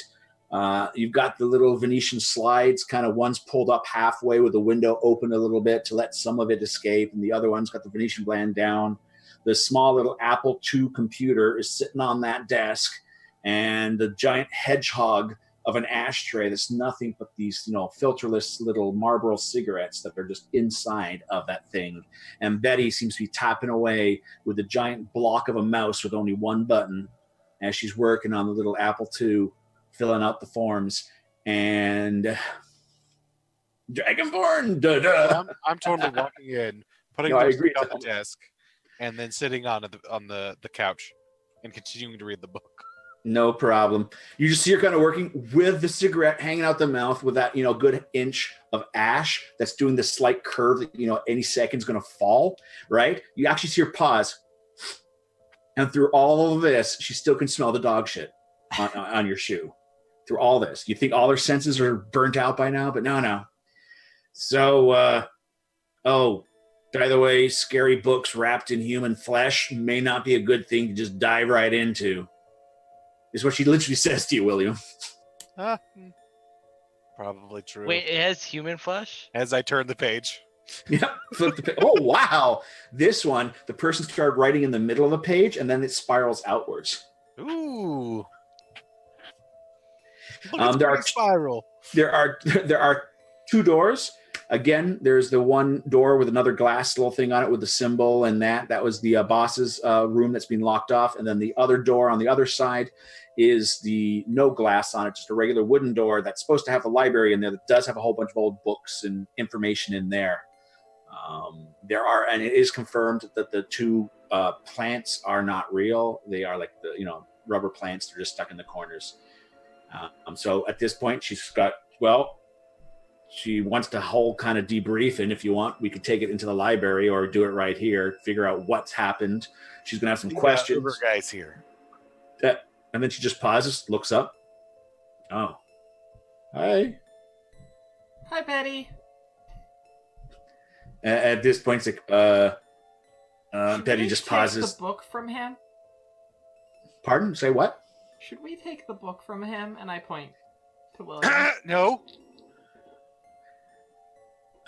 Hey, William, just for shits and giggles, I bet you can't put that book down for just 1 second. Well, I don't want to try, so you're right. I just got to the good part. Dude, look at this flower. Isn't it pretty? I'm not sure what type of flower this is, but it's amazing. Hey, all right. Well, let's celebrate a job well done. As she kind of pulls out that bottle of Jack Daniels from her side clump, pulls out a bunch of glasses, and clearly, without William noticing, you see her drop a few pills into one of the glasses, mash it around a little bit, and then pour the booze into all the drinks for everybody, and then hands them all out.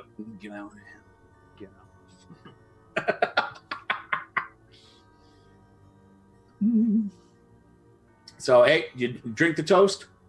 Yep. Job well done. And Nope, I'm still reading. I can just picture that awkward. Everyone goes to drink. They're looking at Rabbit. Flip. Ooh. Oh no, I'm spilling my shot on Will. You're spilling Make a it on spirit me. roll. Make a spirit roll. Make a spirit roll right now, Me? William. All right. That's a much more mature way of handling things.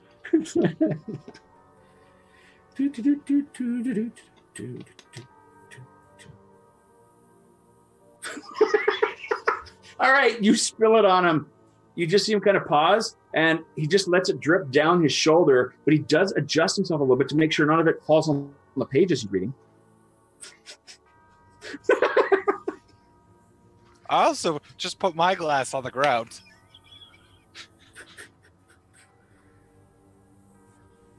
At this point, you hear open the door at the side. Pulls out the leather sap. So what about the Uber guy? Sorry? Oh, yeah, the Uber guy's just paused. He's got a drink in his hand. You can't drive like that. I go. By the way, Uber guy, Betty was kidding. This is just a Necronomicon knockoff from the movie. I'm just gonna make Wait, do you actually pull up from the book to tell him this? No, I just go without looking up. You're just saying right. This. And Dean, you take his drink out of his hand. You can't drive like that. And I'm gonna take the drink and drink it. Then she just pauses. Oh yeah, you got receipts? Yes, I have receipts. All right, give me the receipts. All right, yeah. All right. Wait, is that a check? Yeah. Well, I. You just take a picture with your phone. It'll deposit it. Please, people in this era don't know anything about technology. Yeah, but he runs an Uber. I guess I'm still waiting for the question from Betty as to where is her car? Why were we? No. She's going to pay the Uber, and then she said, "I'm paying an Uber. I'm paying an Uber. I'm paying an Uber." Wait a second. It's going to click in there. It still hasn't clicked in yet. Well, but they did have to take an Uber there, and she knew that. Yeah, for half the group, because you were driving the other, right? Why did you come back with the Uber? Exactly. Wait a second. It's slowly clicking in. So at this point,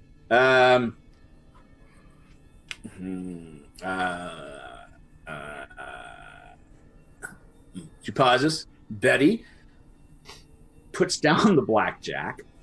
Your mom called. You got another save. She's knowing what's going on here. She's trying to snap you out of it, Will. Hey, your mom called. Oh, bam! You're out. 6 is all you needed. Ironically, 6 is all you needed. That's funny. Yes. What did my mother want? And now you're clear. And you got this weird, like, you know when you sit up too quickly or whatever, and you get that little dizzy? You get that from raising your head from the book. This book is amazing. All right, you can say that, but at the same time, you're now realizing how much you were sucked. Like, this book's great, but you realize, like, hold on a second. When did we get here? And why? And who stepped in dog shit? Exactly. You're now getting the flash of whoa. I think you might want to close that book. And let me freshen up your drink. She's signaling for people to give her the drink back that she gave you. We were celebrating. You haven't drank yet. No. I'll freshen this drink up. Because now it doesn't need to. So what do you do? Oh, yeah, there's a drink here. Yeah, to celebrate. William? I don't remember getting this drink, so I'm not drinking it. Okay, yeah, sure. I'll just take it back. Why is there alcohol in my shirt? You wouldn't stop reading? Well, thank you, guys. Give it to Uber. He's got his check. He's out of here. All right. He's considering 2 rods for the price of 1. He's considering a new vocation. All right. So, but the best part is, whatever that new vocation is, you guys are gonna bump into him again. Oh, sure. You just know. It's one of those NPCs. We're always gonna run into him. So Betty, how do I read this book without falling into it like that again? There are some things. Also, it did this. It was on your thumb. Thank you very much. It did this. Oh, it was your thumb. Just imagine you're holding up your finger and there's nothing there. Right.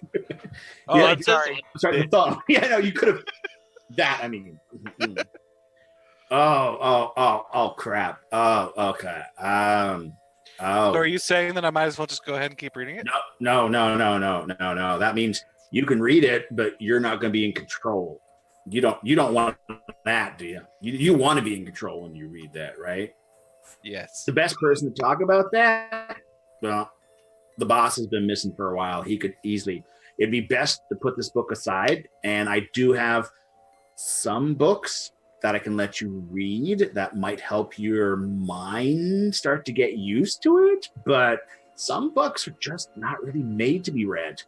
So please, the book's closed. The book is closed at this point, right? And you could look at it again, but you're aware of what it did to you. This is what I'm saying. He knows too much. Add him to the crew. I'd rather Trade not play Pokemon right now. Can we trade books? Yep. But nope. If she wants to take a peek at the book, but she's going to take a look at a distance. You know what I mean? Like, can you describe what you saw in there? All that. Okay. So there was this picture of bodies being dissected. Mm. There was this weird language at the beginning. I think it was Latin, but I don't think it was Latin. But it could have been Latin. She knows Latin. Well, she doesn't want to read it, but and then there was a bunch of romance languages. At this point, you kind of hear this sickly crunching, like a celery stalk. Like you grab a celery stalk and you just twist it. You hear that sound as she gets up out of her chair, and kind of starts doing a little bit of a walk towards the library door there. At this point, you see her ash off into the porcupine, and then continues kind of walking towards the other door. Pulls out like literally one of them old brass keys that got the 2 teeth to them, sticks it in the door, and then you hear several little clicks that a simple key like that shouldn't make. There's a click, click, click, click. There we go. Everyone except for possibly William Scott is like, what? I'm like, yes. And it opens up, and the general footage of this apartment.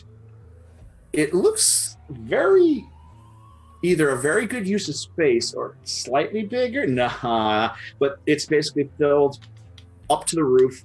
It's got the 12-foot little roof thing in this area, so it's not super tall, but you got all these books. You've got a little hexagon, like it looks like a bunch of diamonds. Like if you had wood slats going one direction, they have a bunch of diamonds that have scroll cases in the little alcove spots.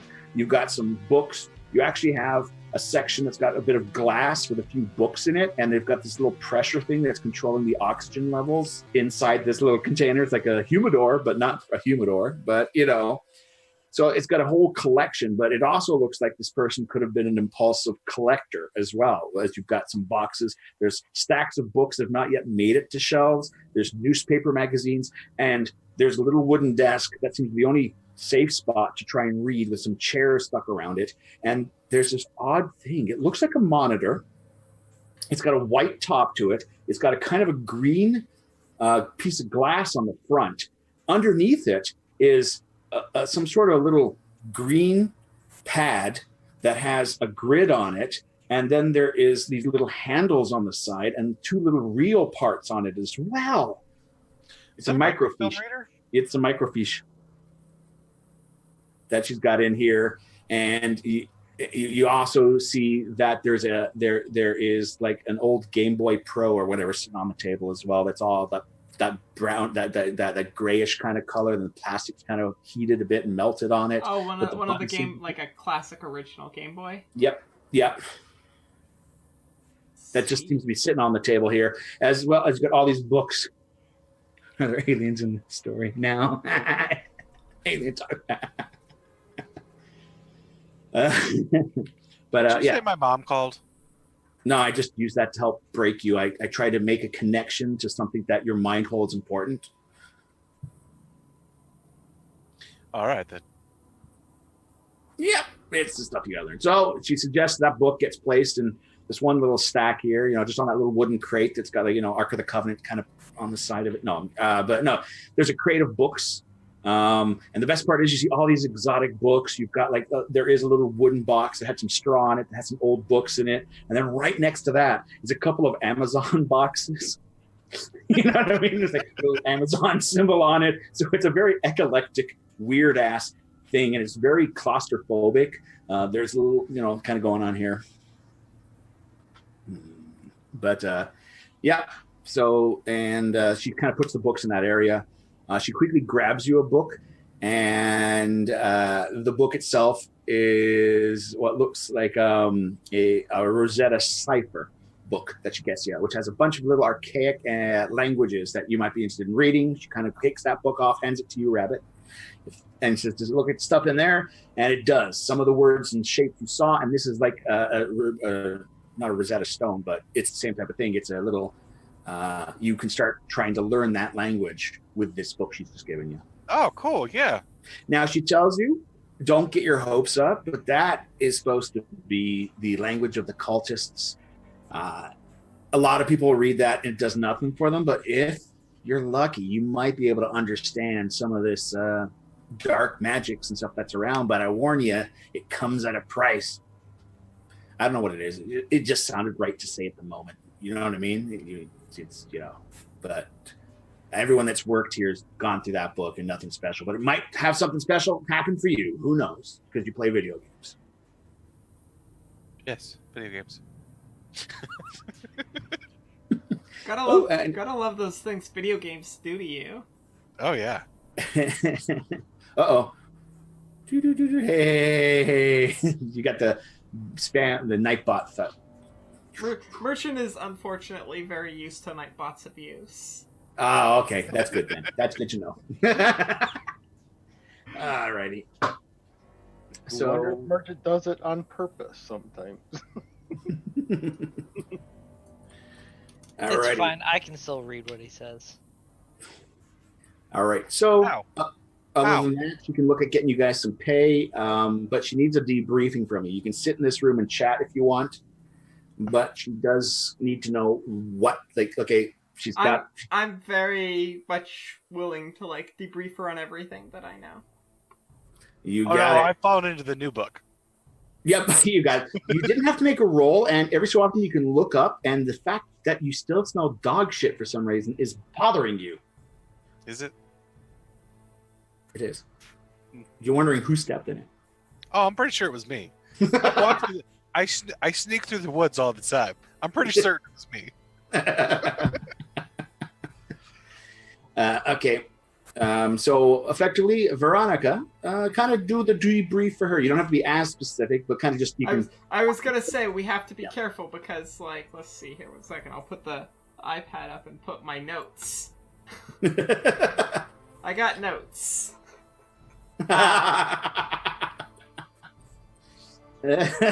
Does she whip out a notepad or something? Because that'd be amazing. I mean, she definitely. She's a detective. Yeah, she has well, I assume I gave my tape recorder to the police currently, or the cassette. The cassette. You might have just given him the tape. Yeah, I just gave him the cassette. Yeah, I do have I kind of go into story mode. I show the pictures that I took and. You're gonna go on a monologue. Yeah, basically. Think So Rocky 2 montage. Montage.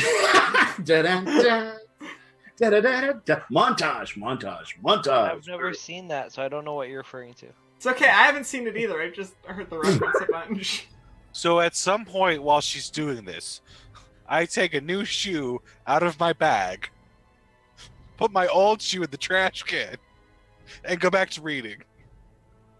What? Is that a beanie? Sorry. Or do you have extra shoes? Oh, no, I have extra shoes in my bag. Oh, your sneaky sneak shoes, and those are just your runny shoes. Right. So you're just going to get new runny shoes.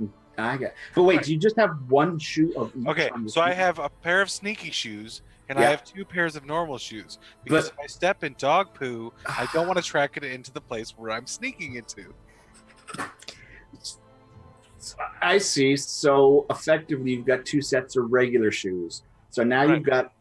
I couldn't do that. I'd have to take both shoes off and then put the other pair of shoes on. Well, they're exactly the same thing. I know, but it doesn't matter. You can't do that. You can't separate the pair. All right, fine. Then I throw away both shoes.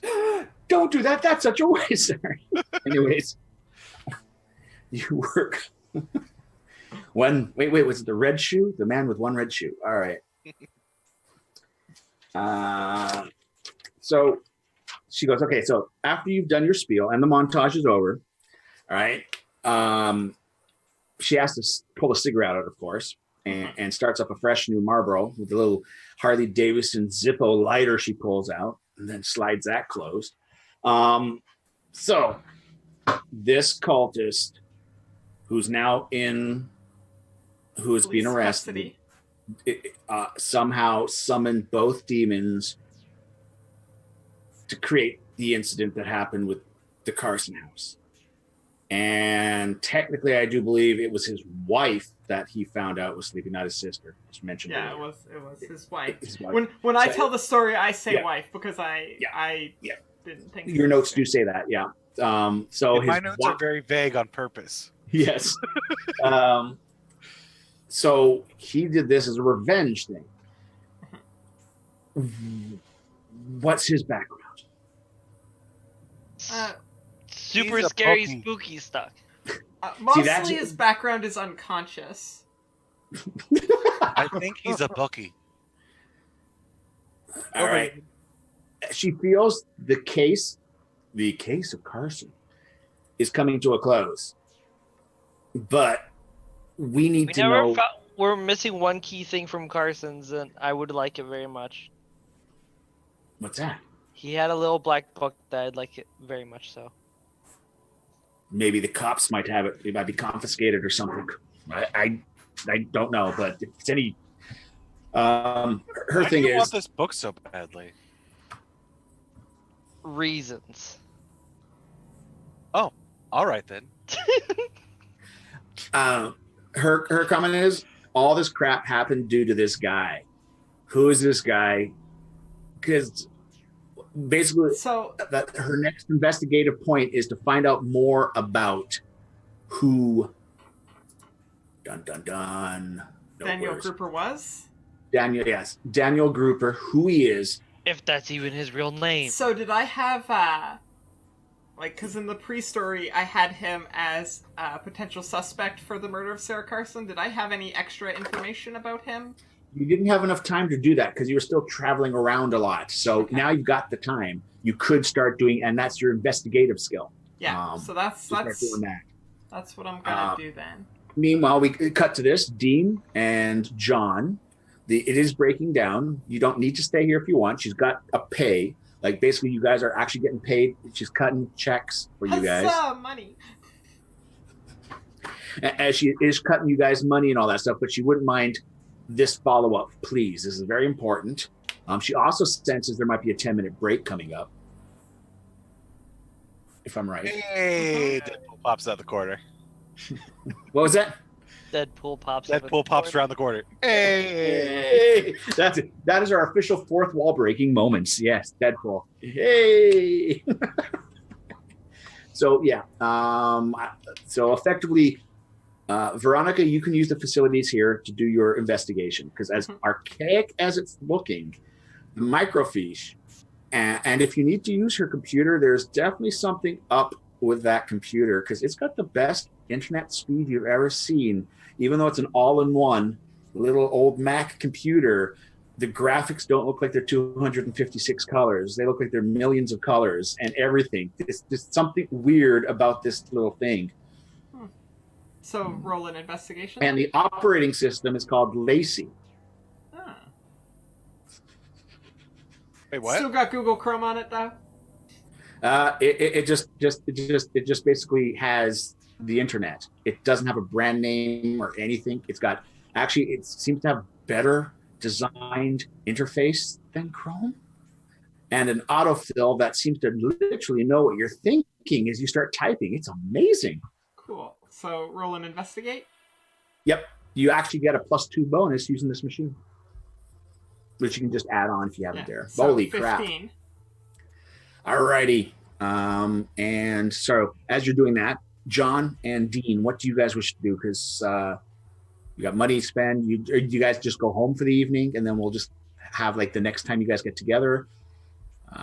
Yeah, well, John's gonna definitely go and he's got to go home and clean his guns and Oh, remember, if you're going to buy any new bullets or something like that, she might be able to cover the expenses on that. Just make sure you get receipts. Yep. And as for you, William, it was going to be meatloaf with mashed potatoes tonight. And I think the commissioner's coming over. Can I take the book? It's not Sunday, is it? No, it's not Sunday. So that's right. There is no Commissioner's not coming. Yeah, the commissioner's not coming until Sunday. Right. For those that are just take joining, this that's book right. His mom is friends with the commissioner's wife. Right. So, can I take this book with me? Yes, she did. Yeah. And I have a second book to go with it. Yes, just basically let her know what books you wish to take. Certain books you have no permit, like they're locked up. I was wondering if you could pick one to go with this book that would. If you think you're lucky enough for it, yes. She'll give you a book that seems to be simple, meditative little things. Don't expect, if you are gifted, don't expect fireballs and magic missiles and stuff like that. You might think of, I don't have indigestion anymore, or my sinuses are cleared. That might be what you got in this book. So this is like old wives' tale stuff that some people have been able to make little things out of this. So there's a couple of books for you to play and practice to see if you are by any I get the fireball spell book. Okay, first off, there's video games, and then there's a really real world with supernatural elements. So I don't know where to go with this. But there's not a fireball book. I don't seem to possess that. Well, I do, but it was second edition. So what you're saying is that if I want to read that, I have to stay here. Oh no, there isn't in the book. There is no book that she's aware of that casts fireball or something like that. No. Fine. I have to head out so I can try to do work tomorrow. Sorry, I can't be around any longer. Hey, Merchant Angel, you're cool. Thank you very much. I like your little law bit too. That was actually, yes, good point there. Thank you. Again, this is Ellie's stream, and I just, sorry. That's okay. I have a good one. All right, so I'll take the books and head home. Yep, you'll head home for the books. What day D? is it? It is Thursday. Lasagna. Was Thursday? What was it? Lasagna. Lasagna day. That's pretty good. Wait, do we have the Does calendar? anybody want lasagna? I do. I do. Well, come on over. Well, okay, then we're going to have a cool going to break. I think that we're going to have a great going to break as you do your research. I'll tell you what you get when you get back from the break, but everybody is having lasagna at Scott's mother's house. Right? Aw, yeah. Free food. Betty pauses. Everybody? Do you want to come, Betty? Yeah. Sweet. You can't smoke in the house, though. It's okay. I'll just grab my car and head. Oh yeah, by the way, where's my car? And that's where we're gonna cut. I'm already out of the door, down the stairs. You know those we can draw banisters you a that don't map quite to connect? place impound. Banisters that don't quite connect on the way down? I'm sliding down them and hopping to the next one. And just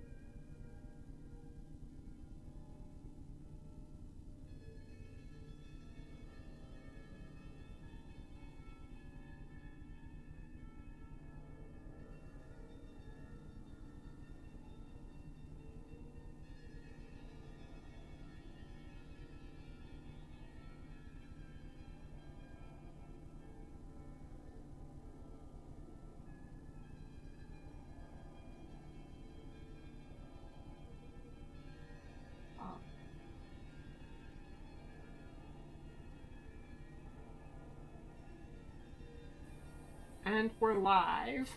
Yay! Hey, everybody, we're back. Oh, Puma, you moved your head. Yeah. I just lean backwards. That's Trying to okay. get comfortable in the You chair. were still in the chair, just in the corner, or in the screen. All right, so after a great lasagna dinner, what you discovered was, let me get to my story. Nope. Did not anyone ever answer Betty about what happened to her car? You guys are gone. She couldn't go because smoking because thing. yeah, the smoking thing really killed it for her. She couldn't go Well, more. that's why I'm asking. Did anyone tell her before we left? No, No, but we I'm just going all back just kind of, oh, lasagna with a dinner, piece we all of just walked up. lasagna for her. it's fine. It's okay. She already got the phone from the police saying that their vehicle's being impounded. So it's like you guys show up with a lasagna, and she's got the impound notice on on the desk, and it's like, oh, hey, here's a lasagna. Stick it right on top of the notice. Hey. Alrighty. Here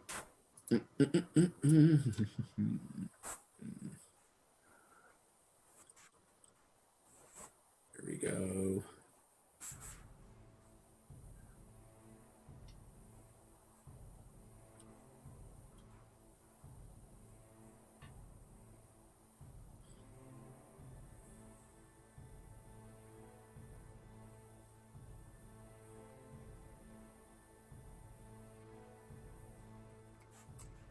Okay. There it is. All right. So you're able to find out that you found more of the stuff on Grouper, more on the Craigslist type of things. As within like 6 months to the furthest back, you got maybe a year. He was posting, saying that he had an inside track for those people that kind of want to, turn some of their, some of their gambling around. Basically he had some insider traits and all that stuff that could help. So he was doing ads like that. Previous to about a year ago, there's nothing.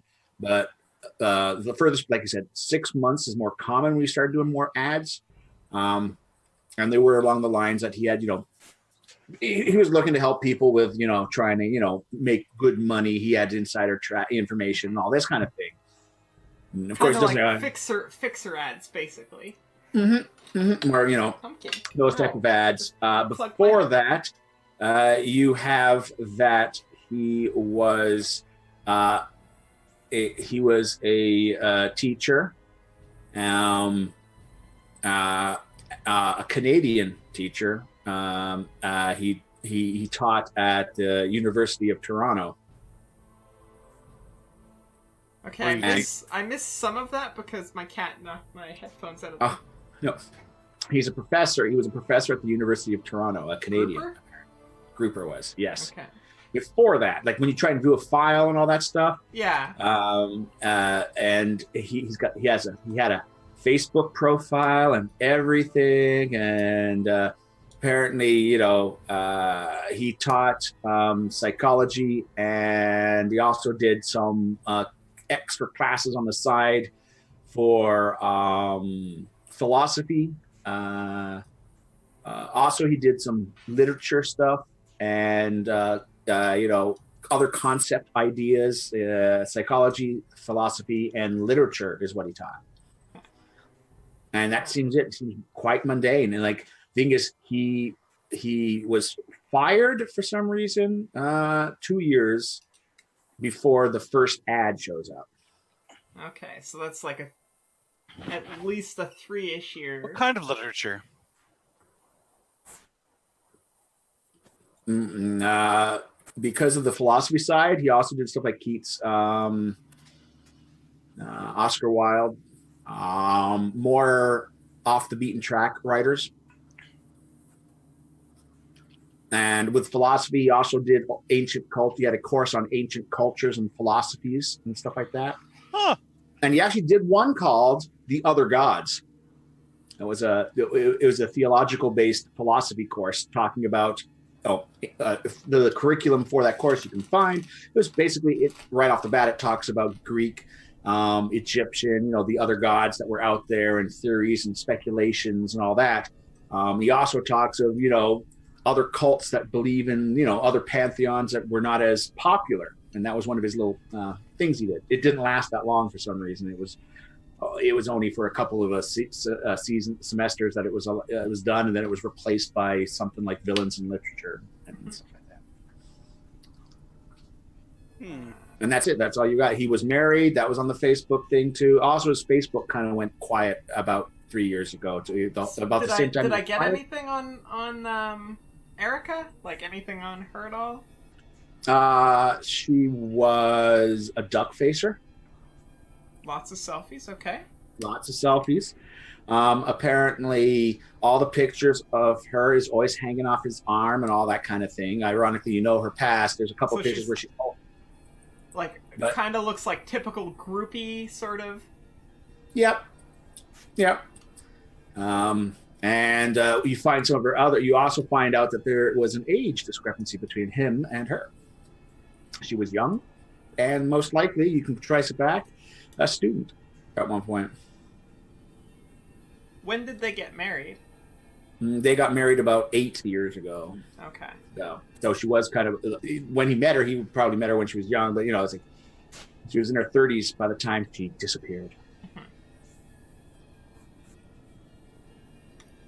Okay. But it's very mundane there. Doesn't really have any, he didn't go to Harry Potter's School of Hidden Magic or anything like that, of course. Did they meet in the other gods class?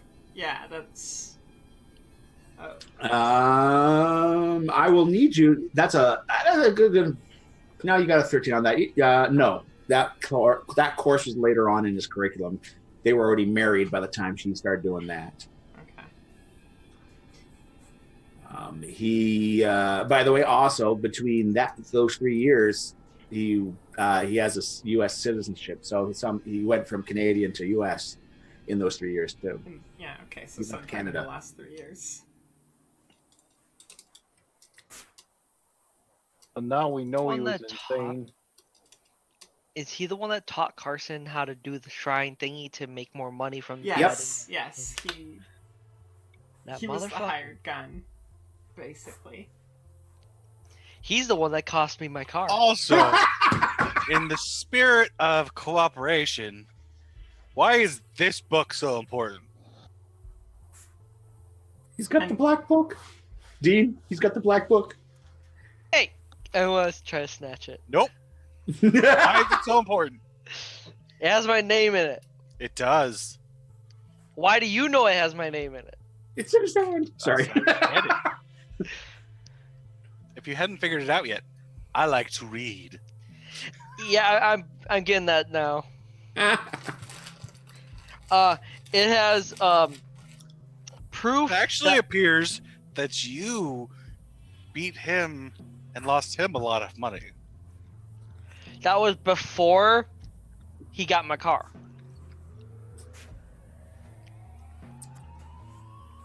I figured that much. And so, is this conversation, by the way, over lasagna aperitifs that mother's gone in? No. No. Actually, we got back to the office with lasagna for her, right? Yeah. She's actually okay with her car being impounded. It's better than having to redo the roof and windows after that one thing landed on top of it. She's probably used to it at this point. She's got reserved parking at the pound. Hey, look, she's got her, reserved. Yeah, exactly. At the, how you doing? Yeah. Let me pick it up. Just whatever you do, don't give the book to the cops. Right, because the guy who plays video games is definitely going to give something to the cops. I'm just saying, that book contains stuff that proves that I helped stack illegal racing. Meanwhile, I'm going la la la la. This is where the paladin goes to make tea. All right. So where does it say that you? I don't. John's just sitting off in the corner, cleaning his guns and twirling his guns. It's just, that's his thing. long as he's got his Well, guns. I'm assuming since John was working for Carson, he would know that I'm not exactly the most legit person. Yes. I thought I was the only. I'm just ignoring the whole conversation. It's just, yeah. Alrighty. I got to practice spinning the Desert Eagle because, I was used to the Colt 45, but now I got... Safety on, please. Hey, Betty, what's the Wi-Fi password? There's something in this book that's not showing up in the Rosetta Stone thing. What? There's this symbol. I want to know what it means. What's the Wi-Fi password? The symbol for what? Oh, It's right in the here book? in this book. Which book? Hold on. Which book you got there? Okay, so you gave me the Rosetta Stone book, Yes. so I can learn the language, and then you gave me this other book with like meditative things. There's Yeah. this symbol in here that isn't in this book. So I wanted to, I don't know, Google it. Just points to her. She gets up Google from her Translate. computer. There's a cracking of celery as she kind of gets back up again, and a slight little pop, and she you can sit in the chair and use the little apple all alone. What about my? Okay, I'll use this. Yeah. You want to use the internet, right? What you mean? I wanted to connect the Wi-Fi to my portable computer. I don't think she has Wi-Fi.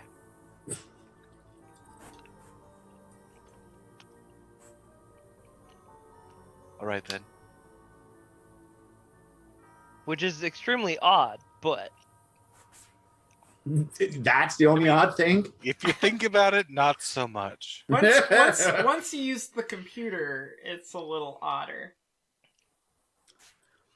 Of all the things little I've seen otter. tonight, does it Yeah. go for a swim? It does. It's really Little cute. human things with his hands. Sorry. All right, so, but that's what you've got on. That's what you've got on him. And that was what you got. Like, you could still go and try and get more than the 13, but you don't know if that's the best you can get, or if you can get higher. Who knows? Does Betty seem satisfied with that information? No. No. I mean, it's definitely a start. Yeah, it's definitely a No, start. it does seem like maybe what gets her is those 3 years. Something changed. I mean, he had the profile to be someone interested in, well, he has the potential to be someone that could have unlocked the ability for casting. It sounds like it, in a way, as we can. I don't know if it's like metachlorines or shit like that. I have no idea. But So I do think in that case I'm going to kind of like focus in on things that happened around the school in that that 3rd year range in particular. I mean, like just before he got fired, type thing. Yeah, like just before he got fired, and like really like hone in on like not even specifically him, but like the whole area, to see if there was like anything that came up. Should I roll again? The reason he was let go was apparently he had issues with some religious aspects that were coming in, and his views were not condoned by the group of people, the board, and he wouldn't back down because some of the court, he wanted to go back to more of these other gods and all this kind of teaching, and he was being shut down. And then he started going on for the Catholic, the little Catholic Christian course they have, the little Catholic course they got there, and the bias going on, and that ruffled some feathers, and that's what kind of got him let go for that. So it was nothing, nothing like that. But like anything else in like the news. Now you're doing another investigation roll. Now, if anyone else does have investigation, they could help looking at stuff as well if they want. I don't know if anyone does. Invested in my book. Yeah. So now I have books. Bam! 15 more splody dice. Splody dice. Who knows, Rabbit? You were talking about asking a few questions about edges and stuff like that. Maybe if that's where your character's looking at going, an edge may start to open up for you. I mean, I have been holding back. I'm just, if you were, looking that way, maybe. Yeah, I was actually waiting on your response. You were thinking about it. Yep. But I probably wouldn't do it as a full-fledged build-up, like more of a subtle build-up, if that makes any sense. Like, you're not going to be actually, heavy stuff at first, but we'll talk. We will talk on your character build. Okay. So with a 15, you are able to find a link of him in social media. And it's a little odd. It's like him and a bunch of people that aren't on the council board. It looks like they've gone fishing somewhere. There are very large mountains in the background. And we're not talking like the mountains on the East Coast here. We're talking, they look like Rocky Mountains or something like that. So it looks like this is, and it's some sort of a fishing, like, he's got literally that stereotypical picture of him with a fish and a bunch of people, but all these people, like, there's no matches for, like, on his Facebook, none of them faces match. Like, they're all just completely new people. Exactly. Is there anything like him talking about like a trip or anything like that in that time frame? In that time period, yes. Him and his wife were taking some time off for stress leave, and you do find that they were heading out to Whistler. Okay. In BC, I think. Or is it Calgary? It's BC. I know it's the mountains. Wherever Whistler is. Exactly. So he was heading out to a spot out in that way. That's what you got. That he was just going, taking some time off. Following that up with a 15, you find a couple more shots, and you actually get what looks like a little, very rustic-looking log cabin-like motel that he may have stayed at. So you've actually got a name and a location out in Whistler. And it looked like a rustic log cabin feeling, on the edge, lots of trees, foothills of the mountains type of thing. In those pictures, do I see like any sort of symbols or anything? Now that's going to be like a notice. There? That is actually going to be a notice now. You're going in on a notice on this. I'm gonna beanie. No. Oh, you're gonna beanie. I'm gonna beanie. I don't like snake eyes.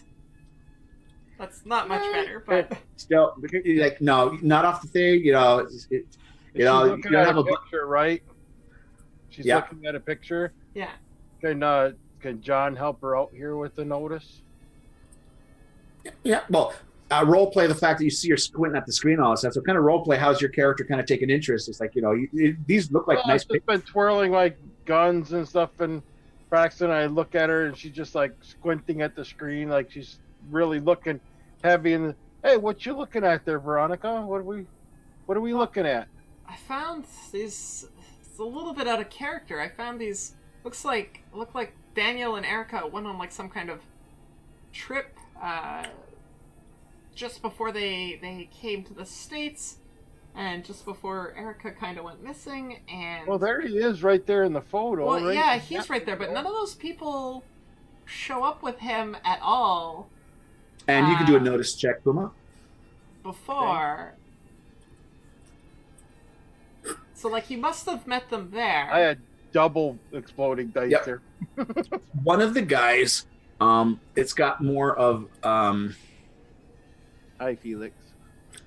He's got a lean build, but it's not scrawny. He's like lean, like very low body fat, but you can see that he's got a lot more muscle to him in a way of speaking, but he's a lean kind of build. It kind of looks a little sketchy in the group, but you do know a distinctive tattoo on his neck. It looks like a part of a scorpion tail and a bit of a pincer type thing, which with his general look and appearance is probably something you could try and, you know what I mean? There's a distinctive mark on one of these people. The other people, I mean, you put them all in business suits and you look like you're just on, downtown, on the business, on Wall Street or whatever. These guys look he's the only one that looks a little sketchy, and he also has more of a gang, maybe a gang look to him or something, or but he's definitely got a tattoo that's a kind of a scorpion type of tail on it that's coming up that you can see in one of the pictures. He may even have more tattoos, but there's not that many pictures of him. He's in with this group. That's about the only extra bit you can find. Plus the going down the list, the hotel. Basically the same thing that she already found, the motel and all that stuff that this motel might be a good spot. That's probably, the Rockies or, these elements you able to get there. Okay. It's cat bedtime. All right. Stop muting me. Okay, so I'm going to point it out to Veronica that I noticed this guy and his tattoo and stuff. That's kind of an odd tattoo there that he's got on his neck there. Yeah, you're right. I think we should probably make a note of this guy. See, can we get a name on him or something? And with that, that's enough to prompt you to go for another investigative roll. Now you've got enough bits and pieces to go on a second investigative roll. Scorpion tattoo on neck. Google, don't fail me. You get tons of hits, sadly, of scorpion tattoos. Narrowing it down to scorpion tattoos on neck and Whistler. I will allow you the one more roll. At this point, Betty's going, well, don't forget to log up behind you. She kind of leaves the door now, kind of checks her time. She's got to go. What's that leader guy's name? Alrighty, you're not able to pull up. It is distinct, but so wait, how did we get from Betty's to William's house if the Uber guy? His mom drove. Oh, she came and picked him. Yeah, she's got like she's got minivan or SUV. I didn't know she came to pick soccer us up. mom. Yep, exactly. Full-fledged soccer mom. That's it. Soccer mom for a child that plays video games. Exactly. Do you have brothers or sisters? Or any other siblings now? He's an only child. Okay, so she said she wanted a minivan. So one day a minivan appeared with titles, tags, and all fees paid. It was kind of amazing. It was a great gift.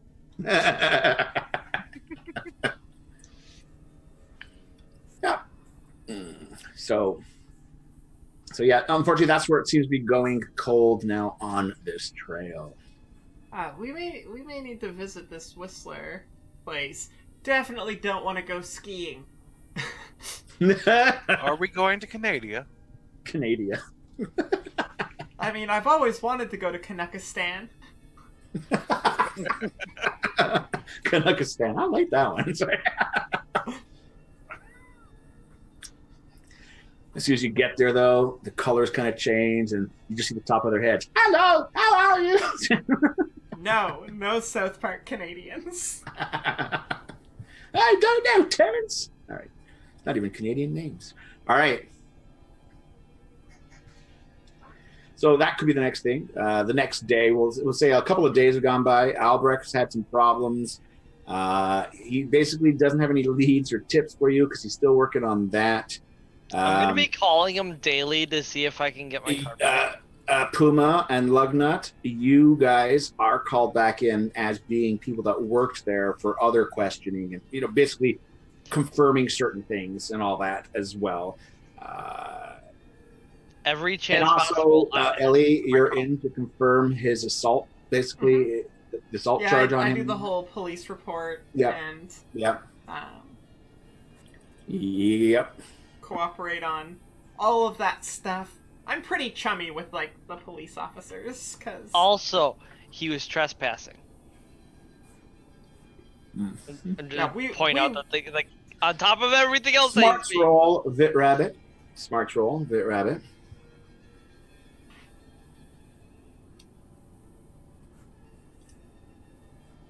Yes? You know that she's been dragging her brain trying to find information on this individual. Erica got in touch with you on a unique forum that very few people know about. If anyone were to investigate from that point of view, it might give some other leads.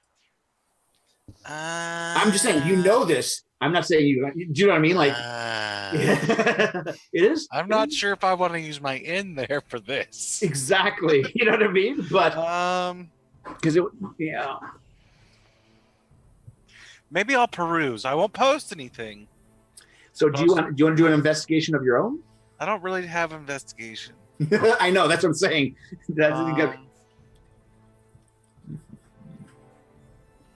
Can I use Streetwise to look for this particular tattooed guy? Yeah. Yeah. Your numbers, it's still going to be kind of tough for you because it'd be more local to this area, currently, you know what I mean? But right. But I could allow you to do that. Again, you do get quite a few guys, but not the hits you're looking for. Right. So and you got a 10% off for a tattoo if you want it during this X-ray. And one of the places will give you 10% off for your first tattoo. So Veronica, I'm going to show you something. Oh my. Okay. You will not post anything on my account. Oh my. You will not investigate into things you should not investigate. You will not look at my history. You've already cleaned those cookies, right? Oh, I've done more than that. That's not the point. Someone's good enough can still uncover my trail. I'm aware. But look at this whole new avenue to look through. I come over and I look at whatever he's showing me. Are you doing Very this on? curious. Are you going in through the little apple? No. Okay. I hand her my little pocket PC. Gotcha. The portable thing. It's just a simple chat room, but its location is not that much of a nice spot. It's kind of the dark web kind of little chat form that's a quick little access directly to it, nothing in between. And apparently, literally, it's like parts of Craigslist. That's the only one missing is here. You know, literally, I will kill your wife. Yeah. You know what I mean? Like, heads up, you probably don't want to go into this one or this one. Just a thought. Okay. I don't think it has anything to do with what we're I'm very, very concerned. I'm like, what type of video games did you know? You know that he's more than video games. yeah, no. Well, I know he's a burglar and a thief. Like, I figured that out long before he even told anybody. Now, Well, not that long, I suppose. you but still got beanies. That's I good. am a procure of goods. Because I'm just saying, Ellie. Right now, rolling double ones would be bad. Okay. Well, investigate. I have 3 Investigate, right? beanies in case that happens. Investigate, right? All the beanies. And the beanie that I use might be to rewind time to never give her the information. That was So investigate. Yeah. Okay. Yeah. Giving you some new avenues to think about. Apparently, yes, Erica had been in one of these areas, and it was something to do with theft and break-in. But this isn't your other character, when computer, you know. No, she's good at looking for and like parsing information, but she is not. But effectively, again, you're stymied. This is a nice avenue, but part of you is a little probably scared to click on the wrong thing. Yeah. So you're not doing as good of an investigation as you could do. So you're probably feeling yourself hampered a bit for that. Yeah, I'm a little bit hesitant for sure. Mhm. It's probably not the first time I've ever like interacted with the scary parts of the web, just in my private eye Exactly. stuff. But Yeah, I was about to say with what you do. that would lend to the reason why I would be super duper careful.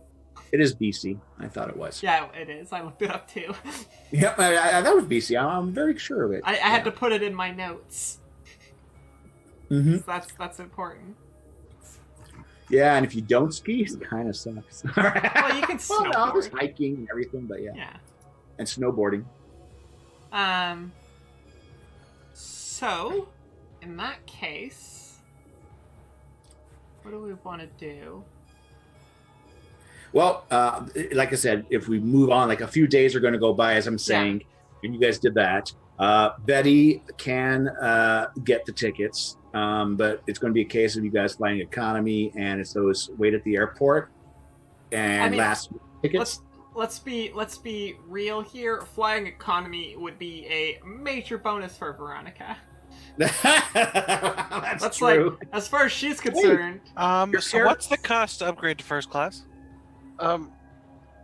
There's an issue with flying, though. Yeah, she can get you the flight. You got the issue there because also your license in Canada. Yes, I understand this.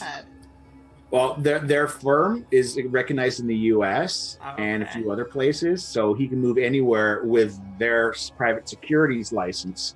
But still, some of those licenses, just the Canadians have different gun laws and stuff like that. That at times the license is legit. I'm okay enough even leaving my brass knuckles behind if I need to. We can buy new ones in Canada. Yeah, but I don't want to leave my guns behind. Road trip. That would take way too long. I'm sorry. How much is a license for that? Well, I was gonna say, hey Betty, can you you have some connections that can maybe get me as like maybe an air marshal where I'm allowed to have my weapons on the plane? I feel like that's a stretch. At this point, she pauses. Yeah, but you're flying Canadian. Yeah. How much does it cost for me to get a license for that one? For what? You mean a gun? Yeah. Yeah. Well, you've already got a license, and I do believe that the license will be honored. But firing off the weapon and all that stuff, it's got a lot more ramifications. Like as long as you've got the carry permit, I think it still carries over. I think you've got to do something at customs for declaration and crap like that. But you guys should be okay as long as you don't go too crazy with the guns. Taking it on the plane is probably a no-no. That's oh, it's just going in my luggage. And there's certain procedures of how it has to be transferred. You have to have like the firing pin and a few other things removed, and declare it in your. You have to declare everything. Yeah, that's not a problem. What you can do is part of an ongoing investigation. What if we don't have a license? No gun for you. What about this? And I pull mine out.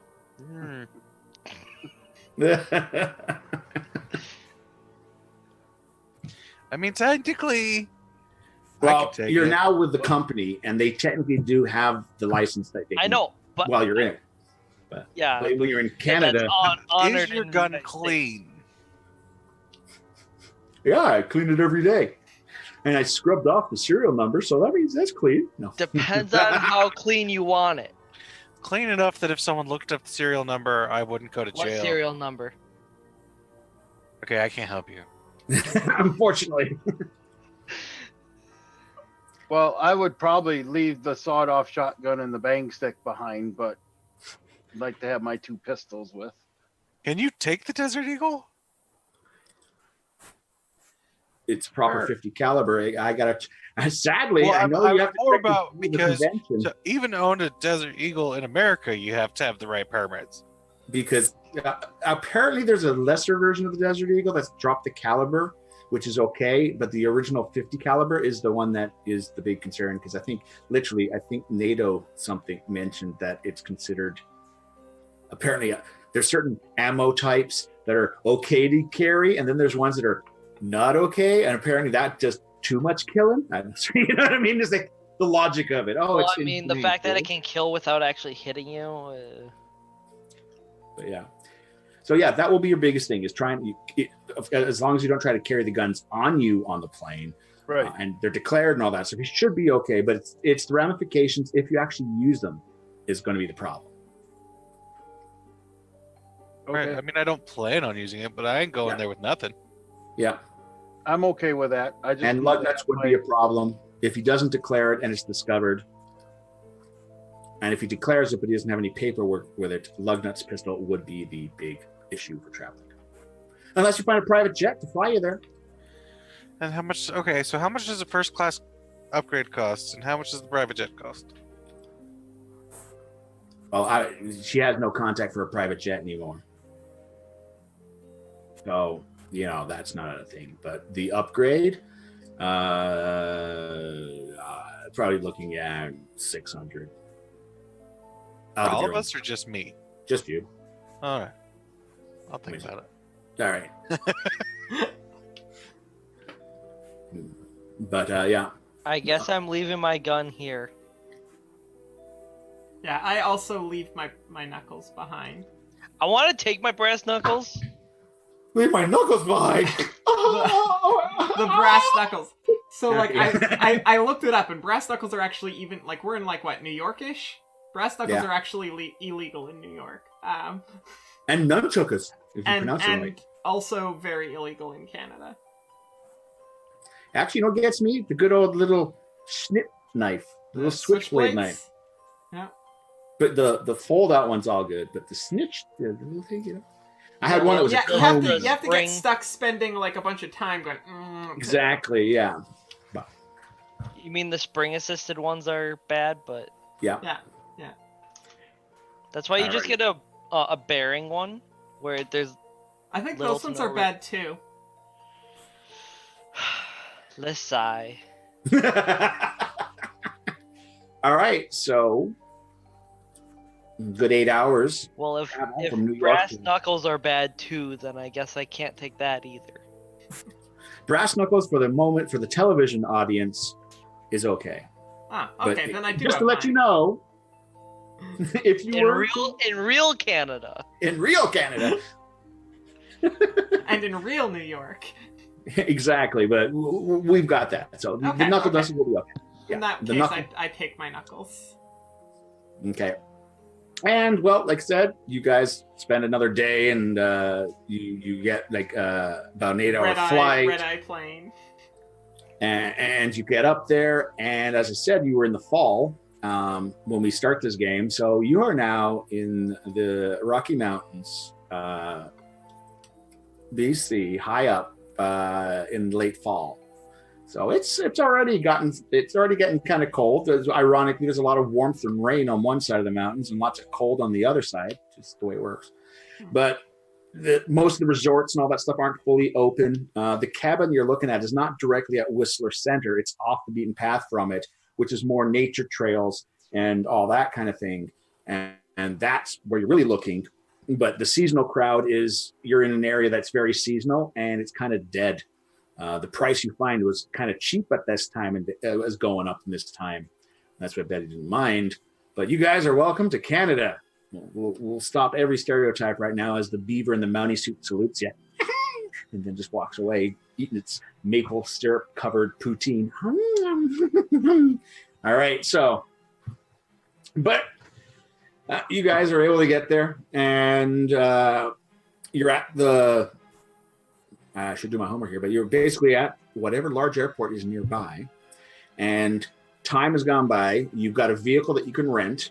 It's part of the little package that came with the air trip. Apparently, you've got like a little package with Hertz rent a car or something like that. Who's going to be taking the responsibility for driving that? Thank you, Lugnat. Probably. I'm always driving. I don't know what you're talking about. So the signs have this 50 marked on them. How fast are you driving in miles per hour? Okay. I mean, usually if you go by the miles per hour number, like. But no, you guys. Careful. So you're up in the area of that, and I take it that your prime concern is this little place or what, the motel that you're looking at? Like trying to find that spot because that's the easiest hint we have, and when I'm there, I'm gonna see if we find the spot. I'm gonna see if they have like any records of visitors and that sort of thing. Or just a note: I am safely driving 2 over the speed limit the entire way. In kilometers or miles per hour? Kilometers. I'll have you know, like I know, but I know. Okay, you're doing 2 over it. All right, as you're doing 2 over it, you're overtaken. You're overtaken. You're overtaken. You're overtaken. There's a honk, and the guy overtakes you. They're doing about 20 kilometers, 10, 20 kilometers above the limit, apparently. I was gonna say, usually it seems like 10 is the safe, consistent. So you're doing I'm making sure I don't get pulled over. Hey, could you stop making us stick out? Maybe go 8 kilometers an hour faster. As I continue reading my book. No problem, Rabbit. You are putting in the hours for the. When he says that, I'm gonna bump it from 2 up to 8 over. I'm still under the 10 mark. All right. So, you're able to get to that cabin. There's 2 cars parked outside, but it really looks like those 2 cars could actually be the staff. Mm-hmm. And it's basically got one of those gravel done drives off to the side.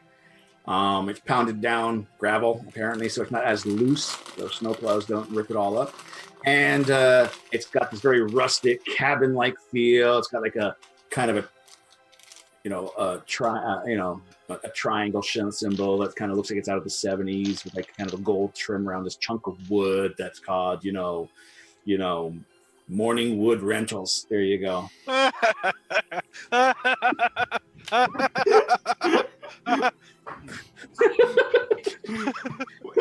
Do they run an ad that says "Rise and Shine"?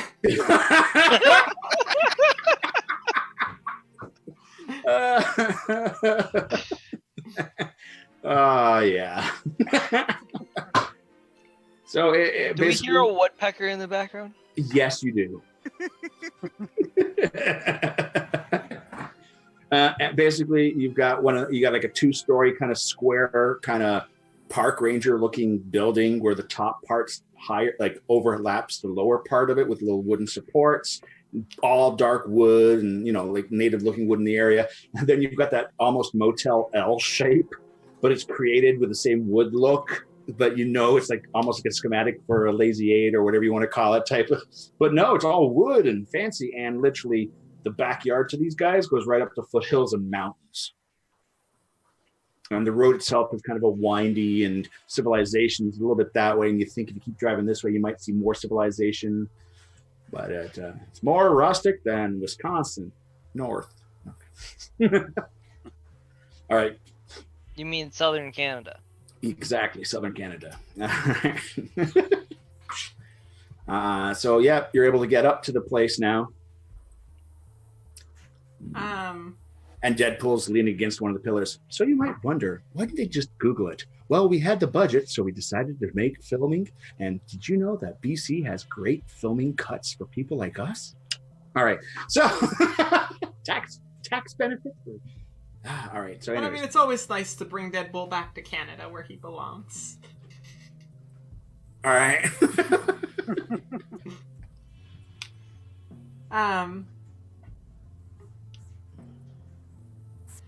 By the way, pictures that I saw. I want everyone to do a spirit roll as you come up to this nice little wooden place and this. Nice I'm paying enough attention to do a spirit roll. Yes, because you're not cursed. What? Right. What's going on with you guys? How did we both do that? All right. All right then. And then there's John. And John. Nothing phases John, really. All right. Dean, Veronica, somehow you think you see Norman Bates up in one of the windows, and you are creeped out by this nice rustic cabin. Just something about it calls out serial killer to you guys. You're thinking Dean's maybe driving. Pardon? Dean's driving. I also picture that Dean and Veronica's shotgun again. So it's the 2 people in the front seat that see something that the people in the back don't really notice. Did you see that in the window? It's not there anymore. You know what I mean? It's just you guys are on edge. William, you got a 3. Looks a little. There's something a little unnervy that you get. You can't really place it. It just. It's a rustic hotel in the middle of nowhere? Yeah, exactly. So you do feel a little off. And John, your proto interaction is okay. It's got 4 main exits. I'm definitely a big city kind of girl, so. Yep, it's like there's there's an exit there. There's an exit there. There's a good vantage point up here to watch over the front. Yeah. Oh! I'm- See that one right there? I'm trying to find like That big old familiar- tree? I'm trying to find familiar landmarks like from the pictures. Like, Yep. to see if I can spot them. Yep. Oh yeah. So you guys get out of the car then? You're in the you pull in the parking lot. Does everyone get out of the car? I'm gonna wait in the car. No problem. Yeah, I'll get out of the car and I'll like Car's head still in. running. I'll head into You check-in. can leave to the at a hotel. moment's notice. All right, Puma, you're cool in the car, and Rabbit, you just go back to your book. Like, okay, this is a little creepy. Oh, yeah. whatever. Yep. I mean, I'd get out with Veronica because I'm doing the bodyguard thing. I'd get out with her, but Yep. having the guns ready because I've been polishing them and This- keeping them oiled up on the whole trip up here. So This All time right. I'm only 50. You know how many kids are going, Mommy, he's probably, Mommy, he's got a gun in the car. Oh, honey, shut up. It's probably an American tourist. All right. He's probably an American. It's fine. Don't Yeah, make that's eye totally contact, how dear. it works. Don't make eye contact. Yeah, we didn't sew little Canadian flags onto our backpacks, so Alrighty. So No, I'm only 50-50 paying attention to the book. Yeah, gotcha. So yes, what does Veronica do? I go By the into way, check-in because Your we have a past experience, this place would probably be great for adulterous affairs. yeah. What? No. It's out far away. Looks pretty cheap. She's not Are they private eye. charged by the hour or by the day? It is by the Yeah. day though. They are kind of classy. Uh, They there- want to make sure you're not paying for an hour and you're waking up in the wood. Mhm. Anyway, so I go in and do we already have a reservation here? Or... That's a good question. Do you? Yeah, I think. Or were you just showing up? would've. Yeah, we All right. we would have made reservations. Whose name? Whose name is it under? Probably mine. And is it a real name? Babwa. Babwa? Babwa. Babwa. So it's under your name that you got a reservation for all people, all 4 people. It's two. I think it's probably 2 rooms. Double and- beds. Yeah, Single each beds? double beds. Yeah, I mean 2 Two. beds. I mean 2 beds and not Yeah, one. like 2 twins basically or whatever. would it be And- one of those Oh, that no. has a connecting door in no. between the One of rooms? those rooms has been upgraded to have 2 queen-size beds. They don't have that. They have a room that has queen, 1 bed. How about 2 fulls? How about a full and a queen? They got 2 fulls. You American or something? We only have 3 sizes in Canada. All right, 2 fulls. I'll take. One of those Yeah, rooms has been yeah. upgraded to double fulls. But that would be our room, William.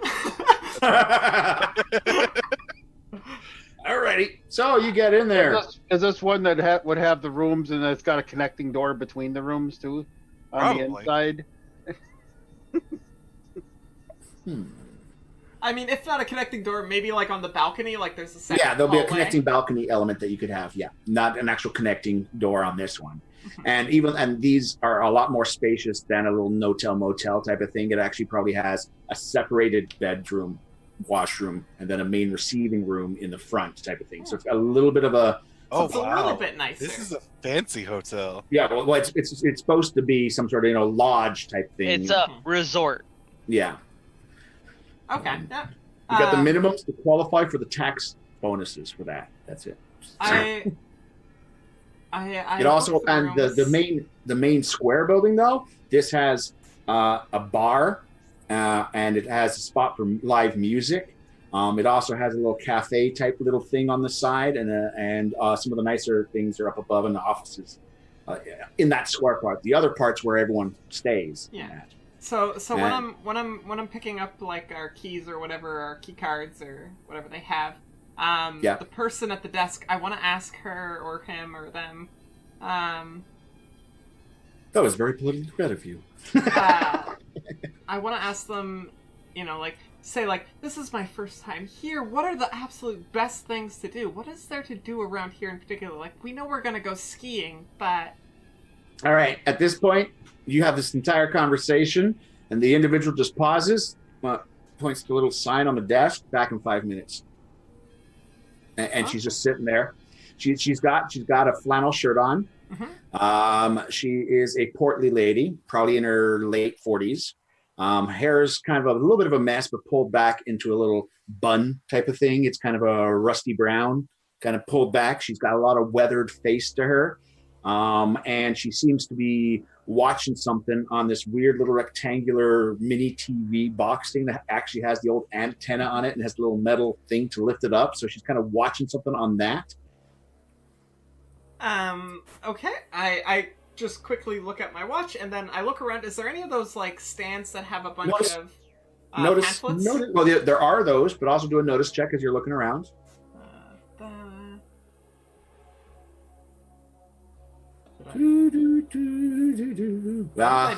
Notice you're checks. too pulled into just looking at that stand.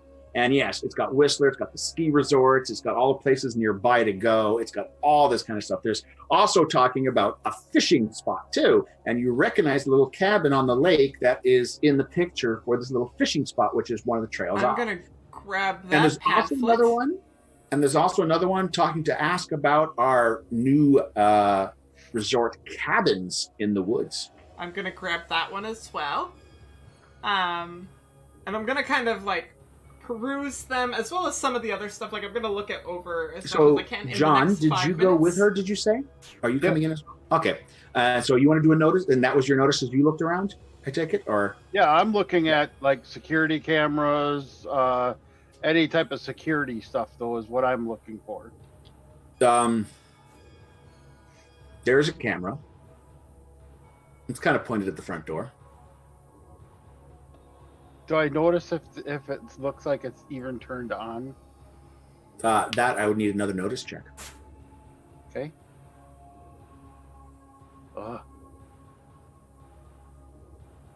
Yep, there's a light. Looks like it turned on. Okay. I was gonna use it. I think I'm gonna use a. Okay, sure. Yeah, you got beanies. You got lots of beanies. I got beanies now, so. It might be a plastic mounting case with a red diode in it. Okay, that's what I was kind of expecting to see. Because when you see how it's mounted to the wall, you notice there's no real proper electric. It just looks like there's three of those screws that put this mount onto the wall, and there's no wire coming out and into the wall or anything like that.